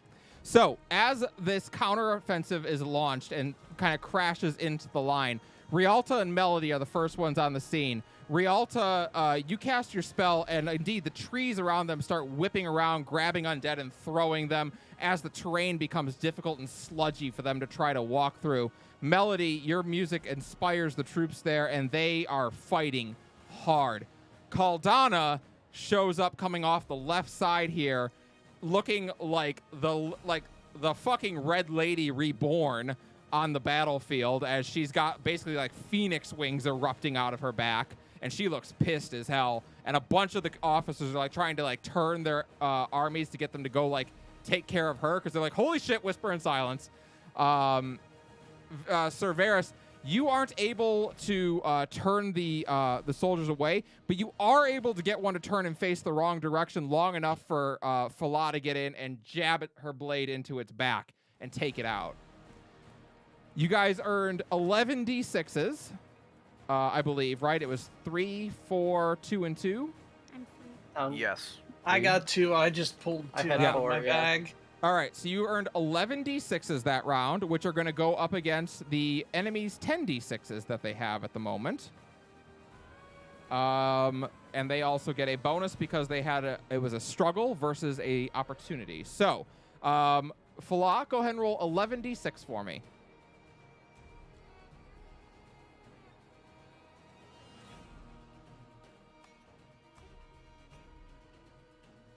Oh, we're doing this the slow way. Yeah. Well, while she's doing that, Callie, my question, Yes. Caldana is presumably raging and killing things. Can I Probably. take her zombies? No. Okay. That is important information. That is for me. very important information. Actually, I would say 41. With a cursed specter you're talking about, right? The tattoo power. Oh, with the tattoo power, yes, you can take zombies. Yeah. This isn't real. 41, you said? All right. Yeah, 41. And I'm going to roll 10d6. 34. Okay, so you're not going to lose any extra HP off your rolls. You're just going to lose the HP from the struggle. So you guys are going to lose 7 HP from your army this round. So you guys are down to 93. 93. With 4 rounds to go. Okay. 9. That's not bad. That's pretty good. Yeah, that's a good start. All right. Yeah, I that's solid. Can we get the whole group to rage so that they get resistance to all damage? I need Caldana to roll a d20, and then I need someone else who's not Falat to roll a d20. Sure. Okay, I'll roll it. Yeah, you do. 15? These digital dice are 15? against me today. Yeah, you're still feeling kind of wonky, but nothing seems to happen. Caldana pregnant? Pregante? That's 12. an interesting 12. question. All right, 12 is good for an opportunity. Oh, that's good. Realta, go ahead and roll a d100 for me. All right. Oh, shit. Get a fat opportunity. Sorry, I want to use... not these dice. I want to use fancy dice. Sorry, we gotta use the correct dice for this. Otherwise, what's the point? Otherwise, why are we even here? Exactly. It's true. Exactly. Where did we come from? Where did we go? 37. 37, okay. It's still going to be great. It's going to be The- actually... Is it Kill the Red Lady? Is that the opportunity? 37, the weather is your ally. Hell yeah. A steady fog has begun to settle in, masking your approach in many areas Makes on sense these for Realta to get planes. this one. I would say so. All right, how do you all want to try to capitalize on the weather coming in to help you? Realta will let you go first. Sorry, let me... Oh, that's fine. Or whoever wants to go first. Doesn't really matter the order. I'll go. Yeah. Varis would like to become a distraction. I'd like to use intimidation. I want to stalk like a hunter through the fog, causing as much chaos as possible. Striking and then leaving and then striking somewhere else. You're being a ghost, basically. Yes. Okay. A big armored, scary ghost. How do you want to do this? What level do you want to do this at? 1, 2, 3, or 4? Oh, let's do 3. 3. All right. Go ahead and make a intimidation check against a DC of 20. I'm guessing 4 is got it. heroically. Huh? 4 is heroic. 4 will be heroic, Okay, yeah. just making sure. 20. Okay. Yep. Intimidation. Hell yeah. 28. You succeed. You have 3d6 that you've earned for the team this go around. Who's up 3d6, next? got it. I would like to use the fog. Can I make an army of possums? Yeah. Yeah, you can do the possum army. All Go right. ahead and make a spell attack roll. All right. That do is an army. raw hell you just described. I fucking love that, like, again, like, It's through the someone's going to fog. have to tell the red lady that a whole bunch of possums just came out of the fog. She'll be like, it's them. Upcast that shit. All right. Spell attack, If how do she- you want to do I this? sense, I sense a furry presence I haven't felt in Felt many it. years. Yeah. Safely, Oh, please don't conservatively, describe it as a furry bravely, or presence. Oh, Jesus. I'll do Bravely. bravely. bravely. DC 20. 20. You got this. 22. 3d6 for the team. 2. 3 Uh, D6. Caldana, Falau, or Melody? 3 D6. Can I use my slowly growing zombie army to counter her counteroffensive? So you want to take your slowly growing horde of zombies through the fog that has been laid out and try and ambush, basically? Effectively, yeah. All right, let's call that a tactical maneuver. So let's call that Attack roll? I guess that's not going to get the DC. I think it's something intelligence based.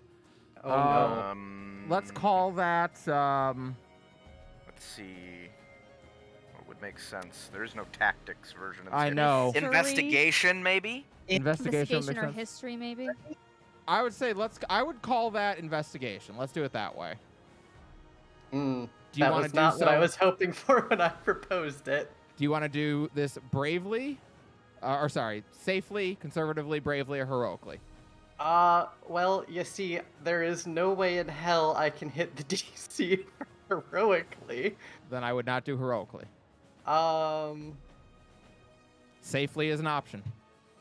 Yeah, go safely. No, I'm just to not. be safe. I'm gonna do it the one above safely. Bravely. Conservative. All right. I'm Conservative. sorry, conservatively. 15 is your DC. 18. Nice. right. Yes, you are able to maneuver your Zombinos through the fog, and we'll see how that goes. But you earn 2d6 for your team. Falah, what do you got for me? Basically working to 1-2 punch with Sir Varric. As he comes in and he's being all loud and drawing attention, well, the ones that don't come directly at him, I will use the fog and my stealthy abilities to dart in and out and get. We got a fucking plan here. Give me a stealth roll. Okay. We'll call it that. You had 3 dice, right, Realta? I'm just counting the dice. Yes. Okay. have 8. Call it a stealth roll. You cannot use reliable talent for this, though. Yeah. Rude. That's fucked up. That's So, fucked up. but- Matt would have let us. How do you want to do it? Do you want to do it safely, conservatively, bravely, or heroically? Bravely on this one. DC 20.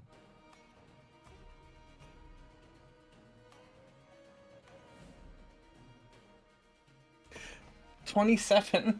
Damn. That'll do it. 3d6 for the team and Melody. 11.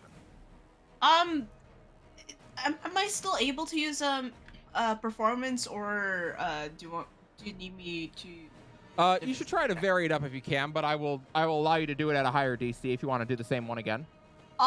In that case, I would like to do a really dumb move with this. But Combat montage. so no, only I'm gonna use my intimidation check. Okay. And I am going to, within the fog, I am going to, as I'm doing the electric guitar, it's gonna go transition into like this fucking metal riff, like that metal riff guitar solo type of deal. And as I'm doing that, I'm going to raise my head, open my mouth, and breathe fire. Very cool. Go ahead and make an intimidation check. Do you want to do this safely, conservatively, bravely, or heroically? We're still gonna do this. You know what? Fuck it. It's bravely. All right. DC 20. Okay. I'm gonna inspo that. Inspo. Yes, I have inspo.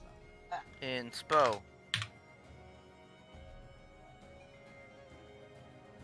Nice, please. Oh my god. Oh. Oh. One short.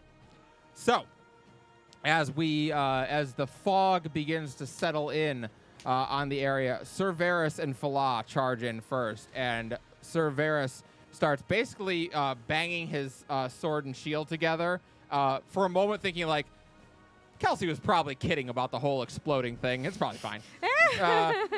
And you, as Sir Varis is drawing attention and just making a nuisance of himself, Falah, you start stabbing in the back anyone who is caught off guard. Caldana, you make your way in here with your horde of zombies and just kind of sit on the periphery of it. And when you see a commander get a little bit too close, you just all lunge out and jump on him, basically.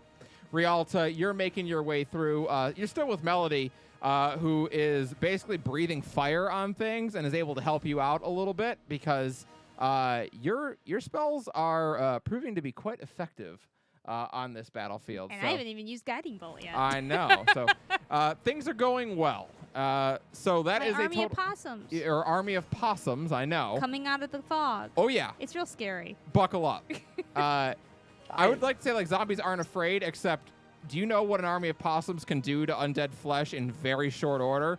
It's like Yeah. a fucking cow in piranha-infested waters. Yeah. It's suddenly an bears. army think of skeletons. Melody didn't get any dice, right? So then Right. I think we're at 11 dice. All right, so Realta, go ahead and roll for me 11d6. I'm gonna use the thing because I don't have enough d6s. Okay, that's fine. Oh yeah. Oh yeah. Oh yeah. That's going to go up against 10d6. Oh, What it's did we the get? same roll. Sorry, it's round 2, so it's going to go up against 11d6.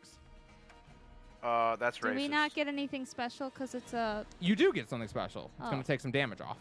Okay. Yeah, yeah. So I you did guys not are going to roll. take you guys would take 8 damage for the difference, but you Okay. got a opportunity of the weather's Weather. your ally, so that Yep. is 4. So it's going to take 4 of that damage off, so you're going to take It fell 4 4. damage. Seven, Goes down to 10, 89. 11. All right. Nice. 89, baby. 89, and you still only have 3 rounds to go, which is great, even though these are If- going to get harder as we go. If we get the HP at exactly 69, does the game I'll be stop very and we all happy. have an orgy? The game's just over. I'm not doing any All more right, sessions. cool. I'll always be done. That's cool. Also, because of your opportunity and your success there, you'll get a bonus on the D20 roll this time around. So, Yeah. I need a D20 roll from Caldana, and then I Yeah. need a D20 roll from either Caldana, Melody, or Falah. Can I do both? Or Varis. Varys. Sorry. And Melody, Melody could understand. The dice have not been nice to me today. That's the only reason I'm suggesting somebody else fucking do it. Oh, Caldana said. We Wait. have Wait, the just do bonus this time. You We do have the it. bonus. I'll do it. Yeah. Yeah, So- And actually, I roll bet a- you, it gets harder too, so you don't. So want it's a me later. D20 plus a D6. That's a 9 for Caldana. I got a D6 for you. A 9 for Caldana. That's interesting. Roll a D10 for me, Caldana. Hey, Caldana, Oh. you're fine. Caldana, don't worry about it. Why- Everything's fine. You got This is Why am I having temporary. flashbacks to Scalarain, Callie? This is temporary. You're fine. 7? 7. 7. Caldana, as you're wandering around and moving out of the fog, you choke a little bit and spit up what looks like divine light. Okay. And Hey, your Caldana. insides begin to hurt a lot. Hey, Caldana. Go ahead and take 30 radiant damage. Okay, that is a big number you just said. You got 17 temp HP. She's raging. Is it reduced at I all? won't reduce No. Radiant. Oh, that's right. Hey, Varis, thanks for that 17 temp HP, buddy. Anytime. Trying to help out. So that is my favorite thing. Go ahead and just roll this real quick. Yeah. Here's the result. Interesting. Well, that's Interesting. So, did we get our D20 roll? No, I haven't done it yet. What's the bonus? Sorry. So it's a D20 plus a D6. Oh, I thought that was for Caldana. I don't know why that confused me. Oh, I Sorry. also all right. have a D20 roll, but Yes. No, I thought you had the plus D6 as well. I don't know why. All right, so 1D20. Okay, Plus typing would 1d6. be good. 1D20. Is that radiant heartburn? Kind of. It's an interesting way of putting it.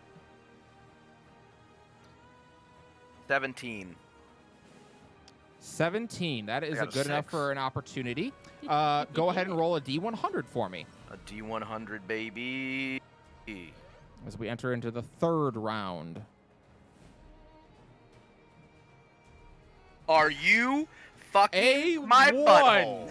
A 1 on a That's D100. so rare. First off, 1 in 100. spread my fucking cheeks. Are you kidding yeah, me? I know. There's like a physically, 1% chance of that Yeah, there's a happening. literal I know, one but think it is- emotionally, it So he's feels getting an just rare. inspo for that, right? Because like that's Yeah.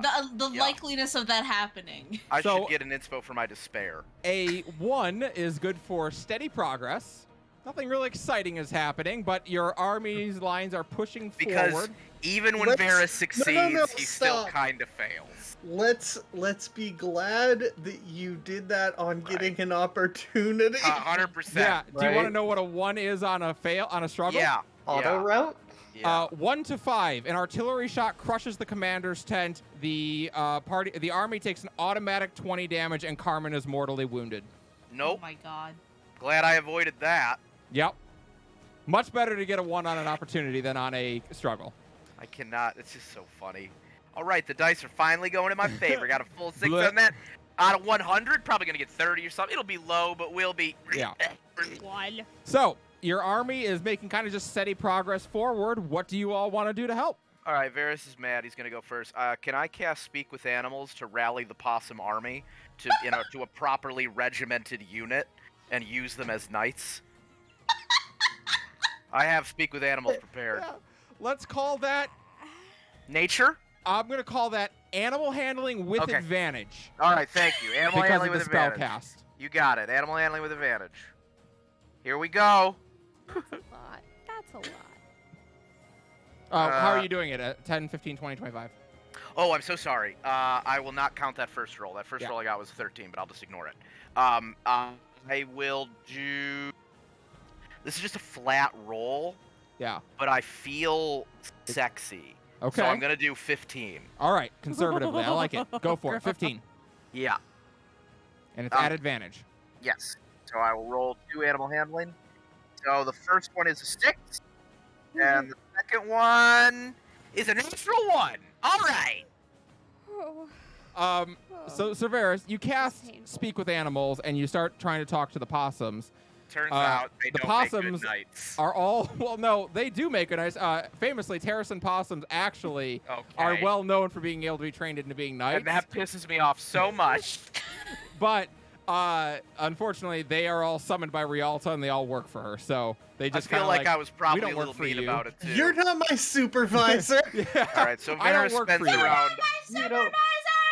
You All don't right, pay my sub. Can we at least thematically say that there's at least a couple of zombies that probably stop to go, what is happening? What is happening? Yeah, I know I'm 100%. dead, but He's is that man just like arguing he's just with? like squat in the middle of the fucking battlefield, just I feel like I think I got a 6, skittering and I at feel like these these possums possums. have unionized, and it's my fault. Who's next?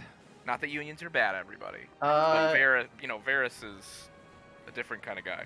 can I just like straight up attack and Yeah. push into them? Yeah. if Maybe you want spit to go. some of this light that I'm coughing up on them So and see angry what about happens. this. Yeah, you don't feel great. So you are going to take a minus 1d4 to whatever you roll. But God, I Fuck actually kind of these. D4. Dice today. There's but D4. do you want Right to do in my this butthole. safely, conservatively, bravely, or heroically? Do I get rage bonuses if I spend a rage? Like advantage, maybe? Yeah, I mean that's what it is because it would then be a strength check.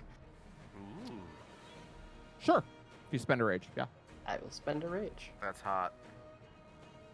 The hell is my rage counter? You're There it is. raging out while I go. Yeah, like this can't feel good, and if Caldana's good at anything, it's turning like pain into anger into killing Yeah. things.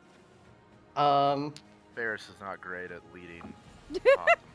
Okay. Sorry about my pause. better So people. nat 20 minus 1, 28.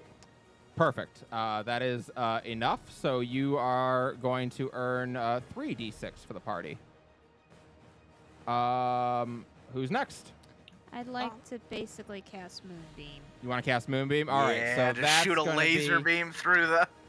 Fucking the orbital plan. laser them. I guess we'll call that a spell attack. Spell May attack. as well. That's Yeah. what that's what they've really been Yeah. using. All right. Do you want to? Either that or maybe Arcana. Yeah, you could do a Karna too, I guess. I wanna do it bravely. Bravely. All right. Yeah. DC 20. Fuck yeah. Or like DC Dick. I don't know. Sorry. I'm gonna Ooh. spend inspo Okay. because it. we're not Do doing it. so hot. Do it. Do it. I mean, HP wise, you guys are doing great, actually. Yeah, but Varis is talking to possums right now. I feel like that's gonna demotivate the army. 24. That'll do it. 3. So that'll be 66 so far the party. Melody and Falah, what would you like to do? And yes, we are defaulting to Bravely.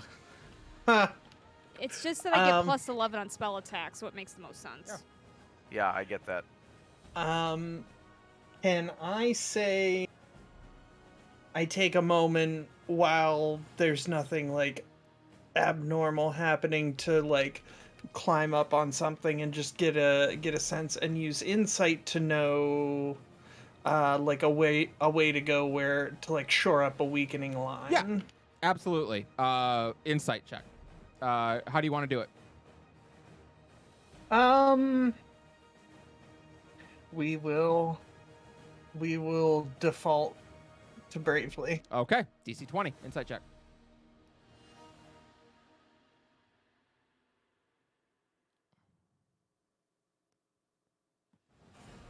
I still don't get my reliable thing, do I? No. Well, then we're gonna use an inspo. Okay.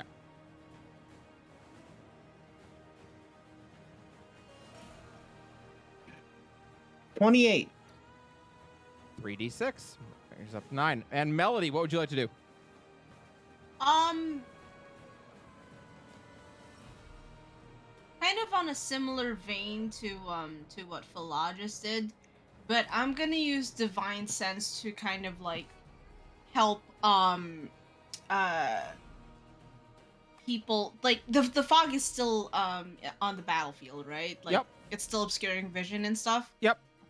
Okay, so I'm gonna use Divine Sense.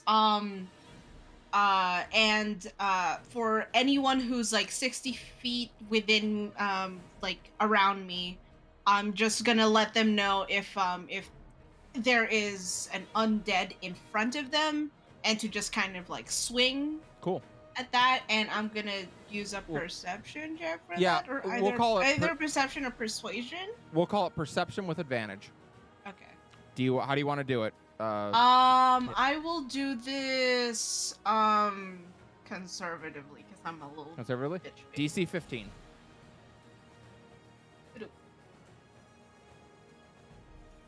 I'm So glad that I did. will Holy succeed. fuck. Yeah, good call.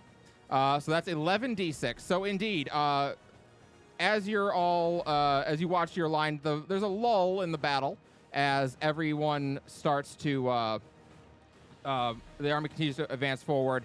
Falah climbs up high into a tree and is able to get kind of a good look at the battlefield. And you are able to see a couple places where the line is weakening and it needs more reinforcement sent over. So you send that command over to Carmen. Caldana, yeah, you're pissed off because you just like choked up some like radiant light that burned like hell, and that didn't feel great. You're not sure what that's all about, but it's probably not good. Realta, your army of possums is continuing to just run amok, and you drop a moonbeam down, which you have skillfully trained the possums to avoid running into. Oh yeah, they know what they're doing. But they are very good at convincing other things to run into it so they don't get mauled by possums. So that worked out well. Yeah. And Melody, as this is all happening, you are skillfully just using your divine sense. You're able to guide people kind of through the fog, get them away from where they might get nommed down by a zombo. Sir Varis. Yeah, what heroic thing am I doing? You attempted to unionize the possums and get them to work together. Yes. The possums are all quite happy with their working accommodations at the moment and have chosen just to keep working with Realta. Okay, well, they're not really thinking about their future. Yeah, but I'm a good boss. So, okay, capitalist. Varis, go ahead and give me 11d6. Yes. 11d6, 11d's nuts. 39. Jeez. Fuck off. So that'll be 12d6. So that will be 6 minus 1 for the opportunity, which is 5 damage. 84. 84. Health remains. All right. Very nice. Round 4. Round 4. Caldana, I need a d20 roll. Can I just do both? Yeah, you can do. Yeah, you can do both this time. Go ahead and do your first d20. Your one for me first, please. Your special one. 15. All right. You're good. The burning seems to have subsided a bit. Go ahead and give me your d20 roll plus a d6. Ooh. Dirty 20. Dirty 20. Good enough for an opportunity. Go ahead and give me a d100 roll. Don't get one. I have one of those fucking somewhere. It'd be so boring. I mean, thematically, the idea that was the middle one makes a lot of sense. Yeah, we were just making progress. 74. Nice. 74. Ooh, An fancy. uprising. So in the distance, as you all look out towards Mina's grove, you see smoke rising up out of it and fire beginning to rise up, as apparently some dissidents and spies that have been hiding out there have decided, no, that's probably now the time. This is it. This is what we've been here Seems for. like the signal. This is what we've been waiting for. You can't help but think that Sifu's probably there, like, wrecking shit, probably. So how do you want to either help the dissidents that are in the city way far away or capitalize on what they're doing.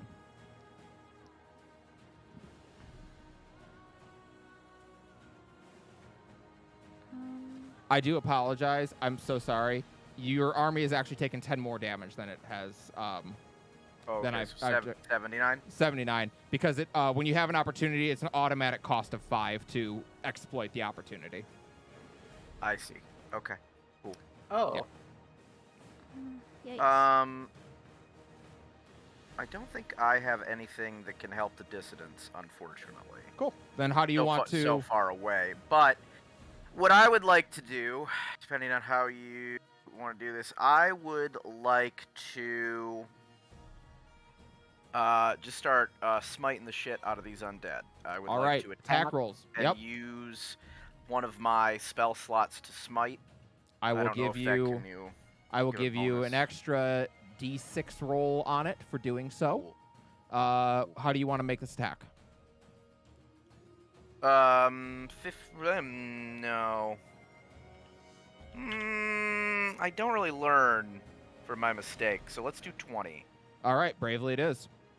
DC 20. Go ahead and make your attack roll with a extra D6.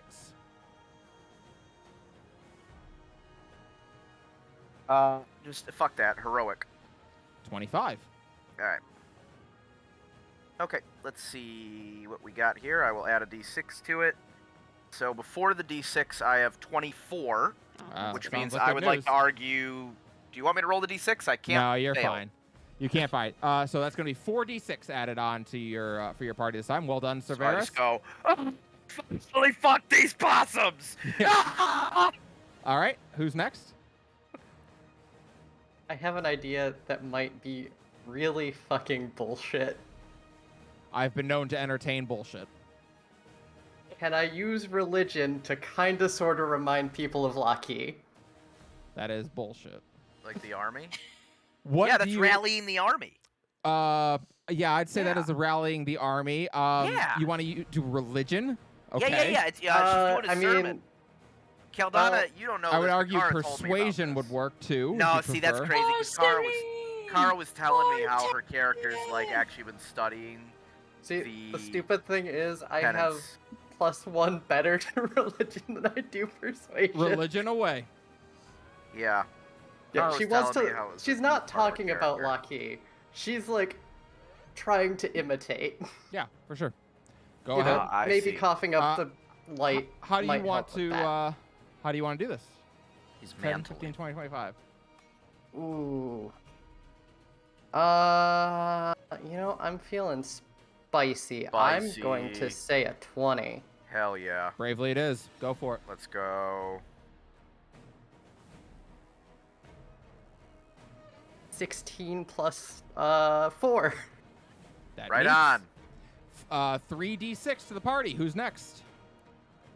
I would Hey, like Caldana, I just want you to know that the to wheel is a tower. argue Okay. using Alright. the Gust of Want Wind me to what? spell to direct the zombies towards the oncoming uprising people.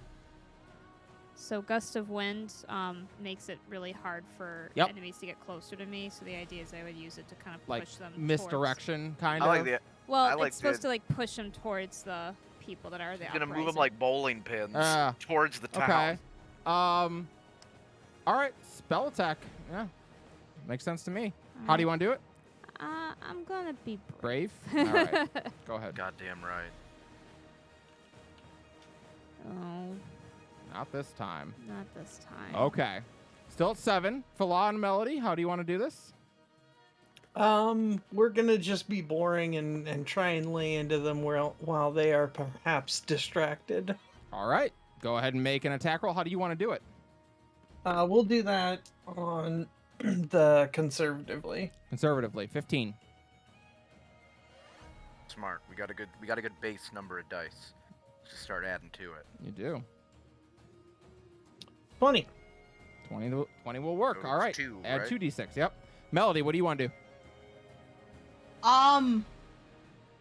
Give him a I kiss. think I'm gonna Give him a kiss. Melody is going to tap into her anger for the first time in her life. like Yes. actually not converted to anything, but just like follow Yeah. Caldana's lead. Dragon Rage. And just yep. And I'm gonna use that to intimidate. Okay. All Yeah, right. Step on 'em. Intimidate. Go for it. Yeah, intimidation. How do you want to do this? Safely, conservatively, Bravely didn't work out for me defaulting to that, so I'm gonna go back down to a Conservative. Conservative, yeah. DC 15 for your intimidation check. 15.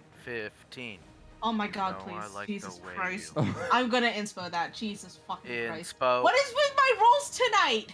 The digital dice are against us. Oh, that's so cruel. They are They've really been cool. spreading Varys's hairy cheeks all night. And I tried to have an awesome possum war, and they took it from me. At least it can Alright. go it can only go up from there. I should have gone for fucking Bravely. I should have 2 more defaulted. D6. Damn it. So 11. 11 again. 11. Again. Okay, great. We've had someone So, one person fail every round. Indeed, as these dissidents begin rising up in the city and chaos starts to break out in Mina's Grove proper, Caldana, you start charging into the battle, and some people do see that kind of weird radiant energy coming out of you, and they don't quite know what that means, but listen, they're going to follow that. So that's going well. Melody, you are pissed off, and you are feeling it for your first time. These people murdered your mom, and you are not happy about it. And there's a reason people fear angry Dragonborn, and they find out this day. Varis, meanwhile, fresh off your defeat with the Possum Alliance. Militia. Yeah, the Possum Militia. You remember that you're a fucking paladin of flora and fauna, and you do sick magic things with your sword, and you started fucking laying into demons. And it's a good day. Nice. So, Caldana, go ahead and roll 11d6 for me.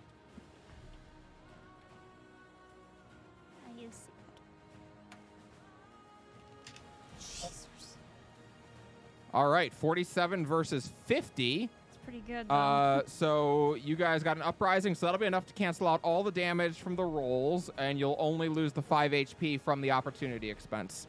Nice. 74 then? 74 you're down to, with 1 round to go. Caldana, I need a D20.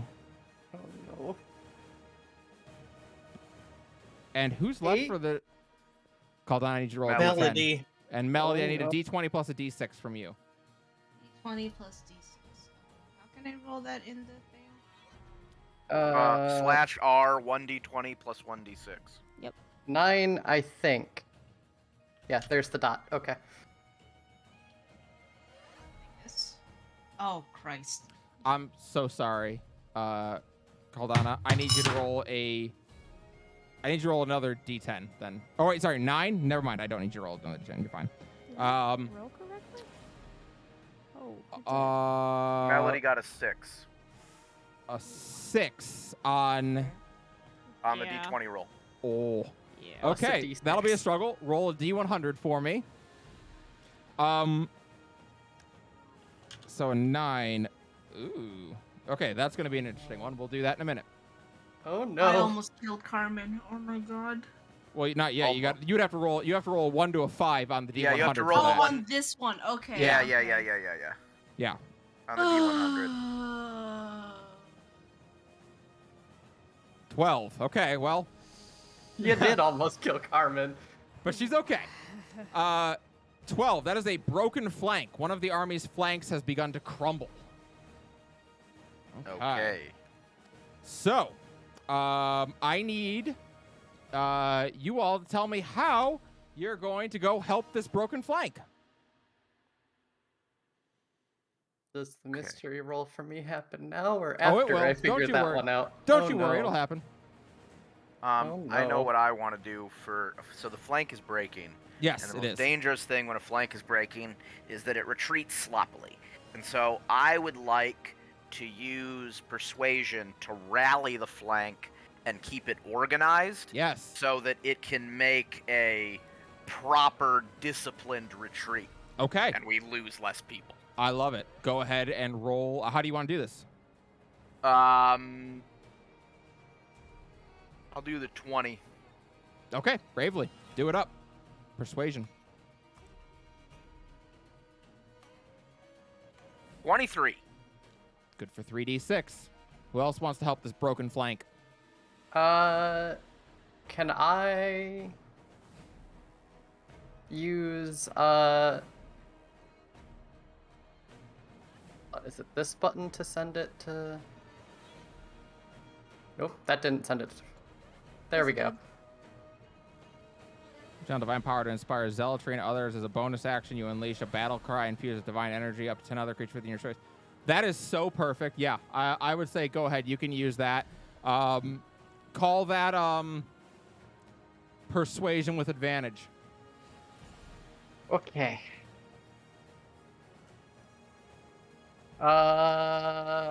We'll call this 20. Okay. Nice.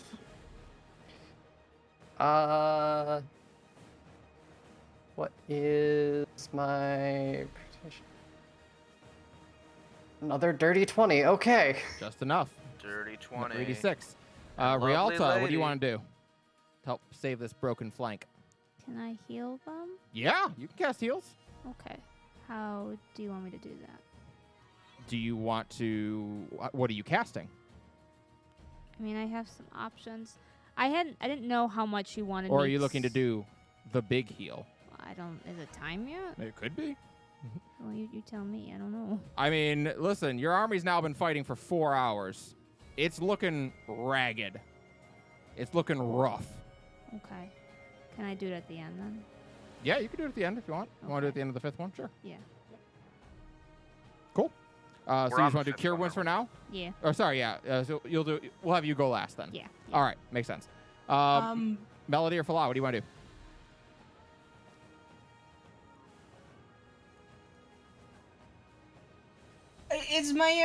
How long does a divine sense last? It's been an hour, so it's definitely down now. Definitely down. Okay. I think it's a minute. Let's see. What the fuck is this?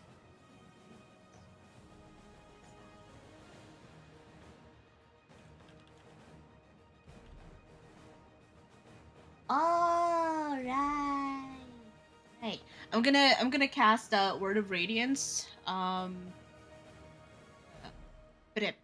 That thing. Nice. All right. Call it a spell attack roll, and how do you want to do it? I'm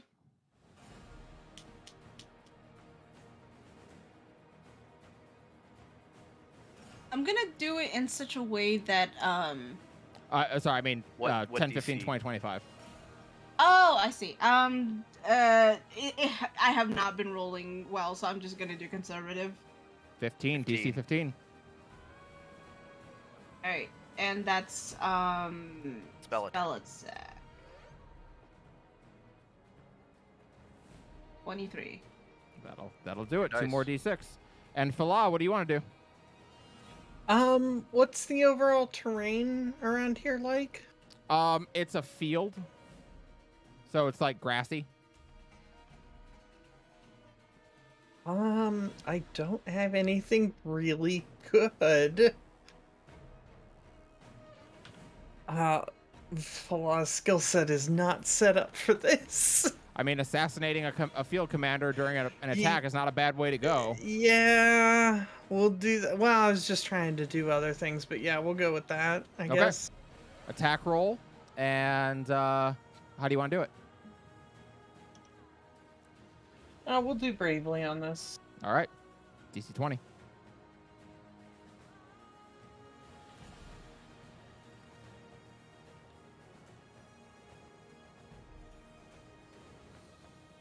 I gotta pull out one that has a good feel.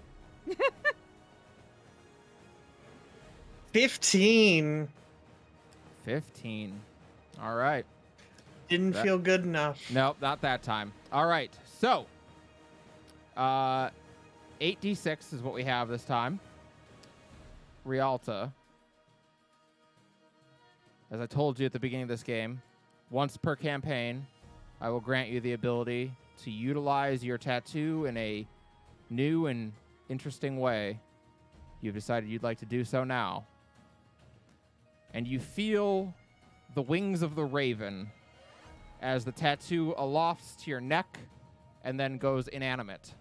But all around you, light flashes out, and soldiers who are laying on the ground dying begin to heal and get back to their feet. Some of the undead even seem to regain their humanity. People who had fallen, revived. A massive wave of healing energy floods out in all directions around you. The army HP heals by 20 instantly, as is the effect of that. Also, though, for this moment, you have perfect vision of the stars in the early morning, in the now early afternoon. It does not matter. You see them plainly, as if you were standing atop Mount Heaven's Reach in the dead of night. I will answer for you one question of the past, one question of the present, and one question of the future. What would you know? For the past, she would like to know what immediately occurred after they were disappeared by Callie. In the very moments after. Mm-hmm. You watch in the sky, and it twists and turns, but it doesn't form. It's not stars anymore. It's like a picture in the sky. Like, you've seen this once before when you saw a vision of your brother. And indeed, you're there, back at that volcano, back at Scala's temple, and you see her standing out, reaching her hands out as if she's about to remove the five of you.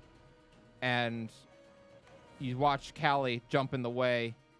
She speaks to you all for a moment, and then with a whisk of her hand, as you are sitting next to Saren, you all vanish. But you are still there now, watching, as Scala looks to Paige. That, my wife, was a mistake. And she snaps her fingers, and just as you saw happen to Laki, Paige is imprisoned as well, but not dragged underground. Her arms are pulled behind her back until they snap out of the shoulder sockets, and she is bound there, unable to move, bound to an obelisk that Scala moves with her. And she looks to Saren, walking over towards him.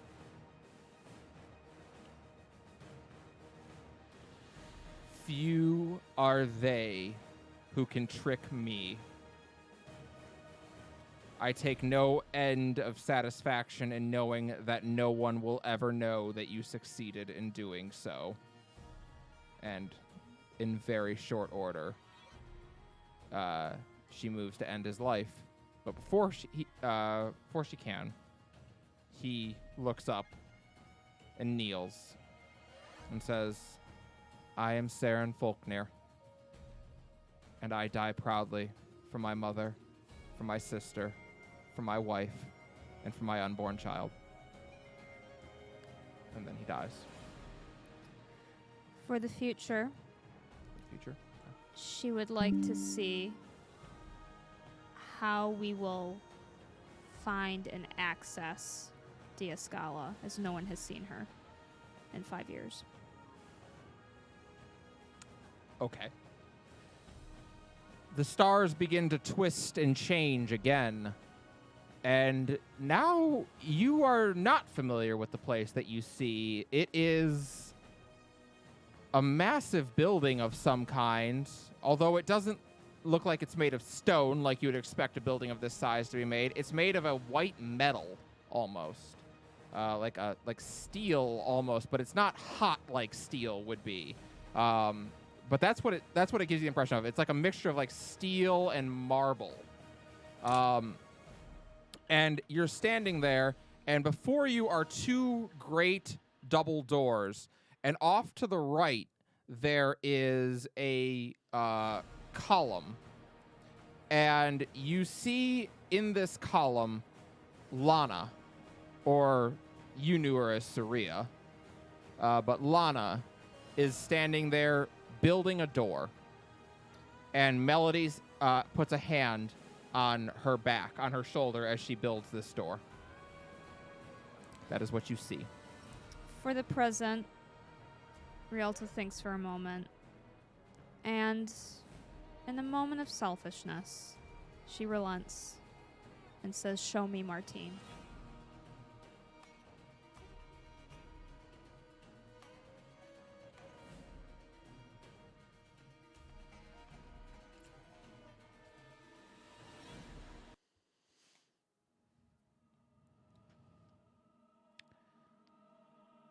The skies twist and change once more. And when you see this place now, you're not certain where exactly it is, but you have an idea. The trees look familiar. It must be on the western side of the continent. It looks like the trees looked there when you arrived on the Dawn Coast after exiting out of High Peak. You are in a village of some kind, a small city.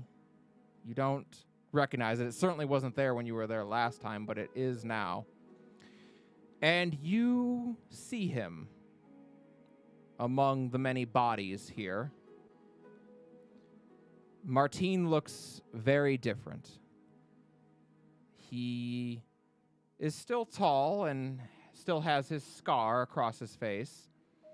He still has the same color eye, but his hair is now deep jet black and hangs limply around him. His blade is pulsating, a purple energy coming out of it now. And his clothes are tattered. His normally nice jacket that he would wear has been shredded in many places and looks closer to a cape than it does a jacket now. He looks gaunt and pale. He does not look well.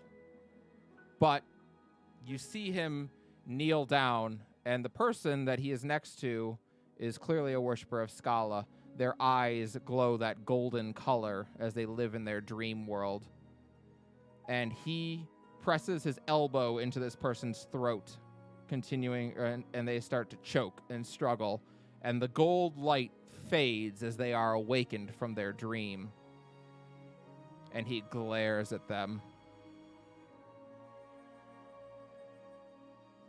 I have few words for traitors. I have fewer words still from monsters. I had no words for them, and he motions to the other bodies around. But then he smiles. But you are the lucky one. You're the one who gets to live today, and do you know why? And the guy shakes his head, and Martine smiles. Because I need you to deliver a message to every one of her followers. I need you to spread the word that Martine Sunvale is alive and well, and he exists for one purpose and one purpose alone: to kill Dia Scala. Spread that word. And then he stands up and starts to walk out of the town. And that is what you see. And she is done. But that isn't the last thing that you see. You are given one more vision. As things again twist and change. And they paint you a new picture, just as they did that night over the Sunder Blue. You can see things plainly and clearly. You see smoke and fire. You hear the riotous yelling of a people oppressed for too long. And you see her, clad in a white robe, her white ram's horns jutting out as she tends to another tiefling on the ground. Her hands glow white for a moment as she prays to her god, and the wounds on the crimson flesh tiefling begin to heal and close. Looking around, she frowns. What will this bring upon us but their swords, Naya? The other tiefling slowly pushes up into a sitting position to glance at her. Feeling her closed wound, she nods. What have words ever brought upon us but their boots, Malaya? As they both stand, they look around at the angry rebellion they've fomented, and for one of them, doubt has crept into her mind for the first time. Malaya glances down, a tear in her eyes. This world is hurting, Naya, and I swore my oath to heal it. Naya puts a hand on her shoulder. When a wound is infected, do you not burn out the infection? When a limb has given to rot, do you not amputate it? Not good for our people has ever been won by debate. The people of this continent understand only one language, and it is spoken at the tip of a sword. I will deliver you a world where we can be married and live joyously. Malaya's voice catches in her throat for a moment before she takes Naya's hand in her own. I care not for living joyously so long as we live. Come away with me. We can sail across the depths and be married on the shores of our ancestral home. We'll build a life for ourselves there, one of hardship but of love. I will forsake my oath. I will forsake my people. I will forsake all for you. Would you not do the same for me? Please, call them off. I beg you. Naya looks at her for a long moment before glancing down. Reaching up, she takes off the silver diadem she wears upon her head. The day you offered me this was the happiest of my life. Our engagement. I thought I had finally found my partner in all things, but I see now that I was wrong. She says and pushes the diadem into Malaya's hands. Tears begin to drip down Malaya's cheeks as Naya walks away and begins to call for her people to stand down, to drop their weapons. And to the west, you can see and hear the thunderous hooves of the royal cavalry arriving at last to put down the rebellion.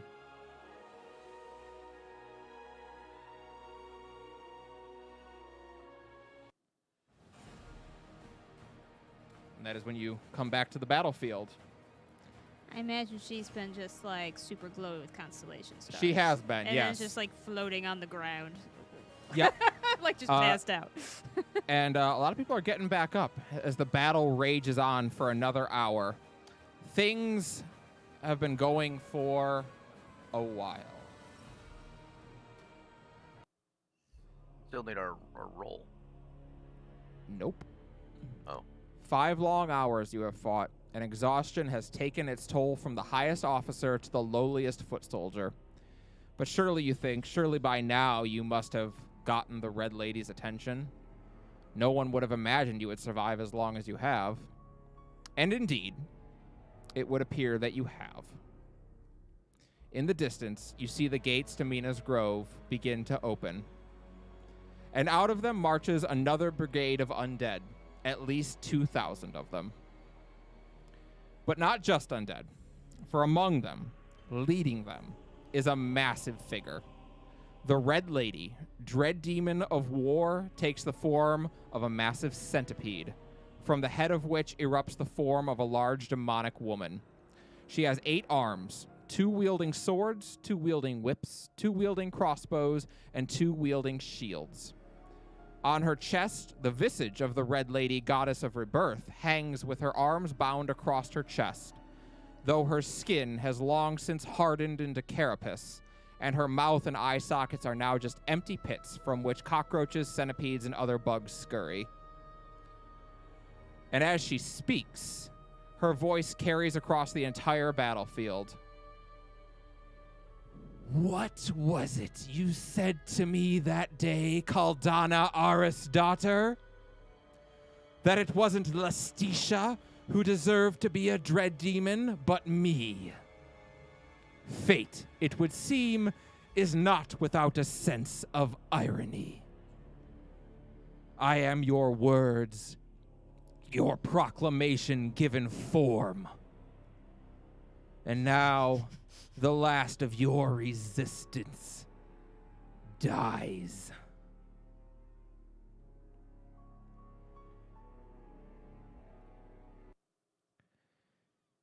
And for a moment, you look upon this massive army that she has brought out. Already she has begun to attack, and she cleaves through people by the tens. But there is another noise that has begun to overtake the battlefield. The loud, rhythmic sound of war drums. A steady beat. And over the chaos and over all the madness of the battlefield, you can all hear a noise, a sound. People. And they're saying something that goes like this. Do you hear the tiefling sing, singing a song throughout serene? It is the music of a people who will not be fouled again. When the beating of our hearts echoes the beating of the drums, our lives will keep on moving on when tomorrow comes. We will join the whispers here, we will be strong and stand with thee. She'll be stopped in terror, sin will save the world, this we decree. Let us join in the fight, yes, we'll fight for our right to be free. And on free, you watch as an army of thousands of tieflings of the Kartok come screaming out of the hills and charge square at the northern flank of the Red Lady's army. And Caldana, as you see at the front of them, wearing the very same ceremonial headdress you once wore, is Soraya. And that is where we will wrap up for tonight. Nice.